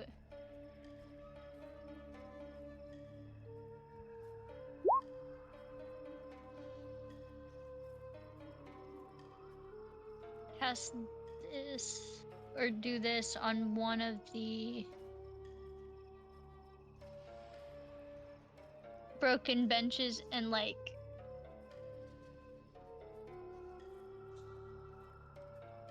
kind of throw it down the hall like where Z and I came from to kind of make it seem like somebody made their way in to distract them, and then just kind of like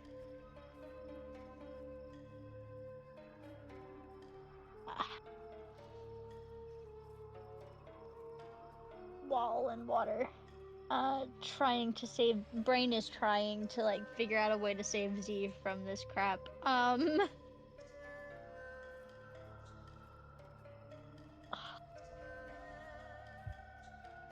Okay, so first, yeah, throw the bench down the hall to distract those two.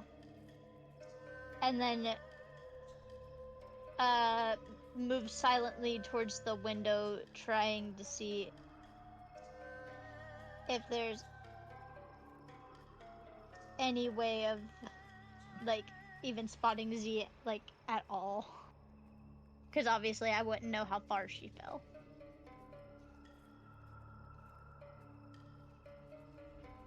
Okay. Does that make sense? Yeah, that makes sense. Okay.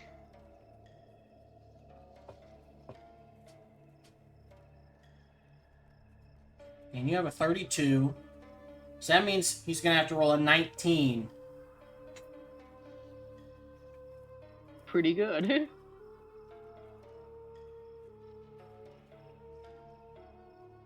See it.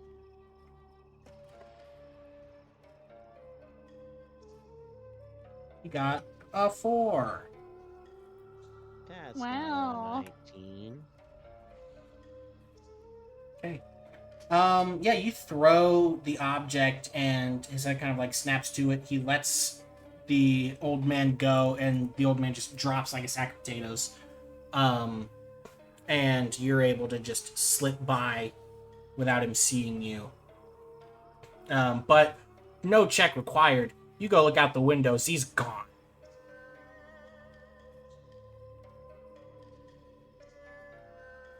Okay. And remember, it is a storming, so there's not even like ripples where they fell. Yeah. You just see waves. Oh my gosh.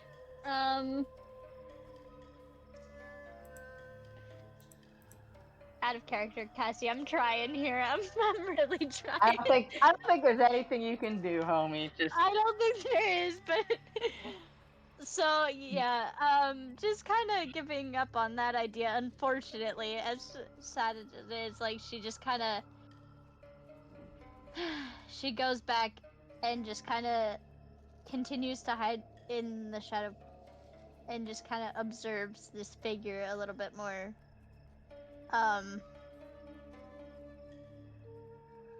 Does he do anything else? Aside from torture the Baron? He walks back down into that like this hallway is kind of like a T intersection, and he looks down either side, and he says, "That was a clever trick. It will not work again." And then he poofs out.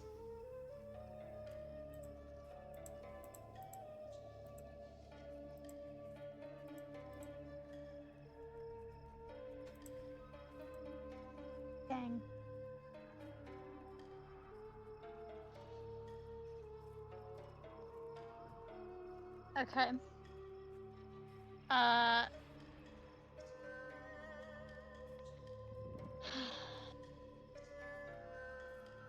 Scaling the wall. I'll say you can get out pretty easily. Okay. Yeah, no checks required. Those like I said, lightly guarded. You're under cover of a storm, and you have a great move silently. You just kind of go out the way you came.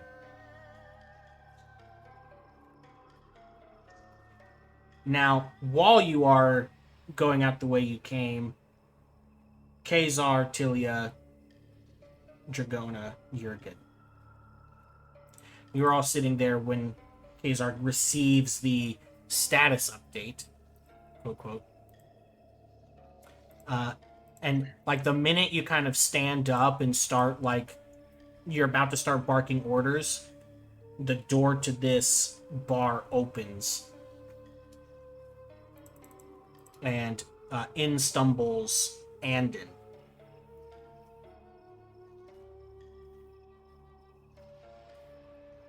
I'm alright. Rather than barking orders, I'm actually mid-spell when he stumbles in. Okay. And what exactly is the state of Andon at a glance? He stumbles in, and then Andon immediately falls on his face. 4 arrows stick out of his back. No. Oh no. And half serpent, half human beings slither in. And that's where we end session. Not the Naga. Oh, No. oh my god. Andon, no.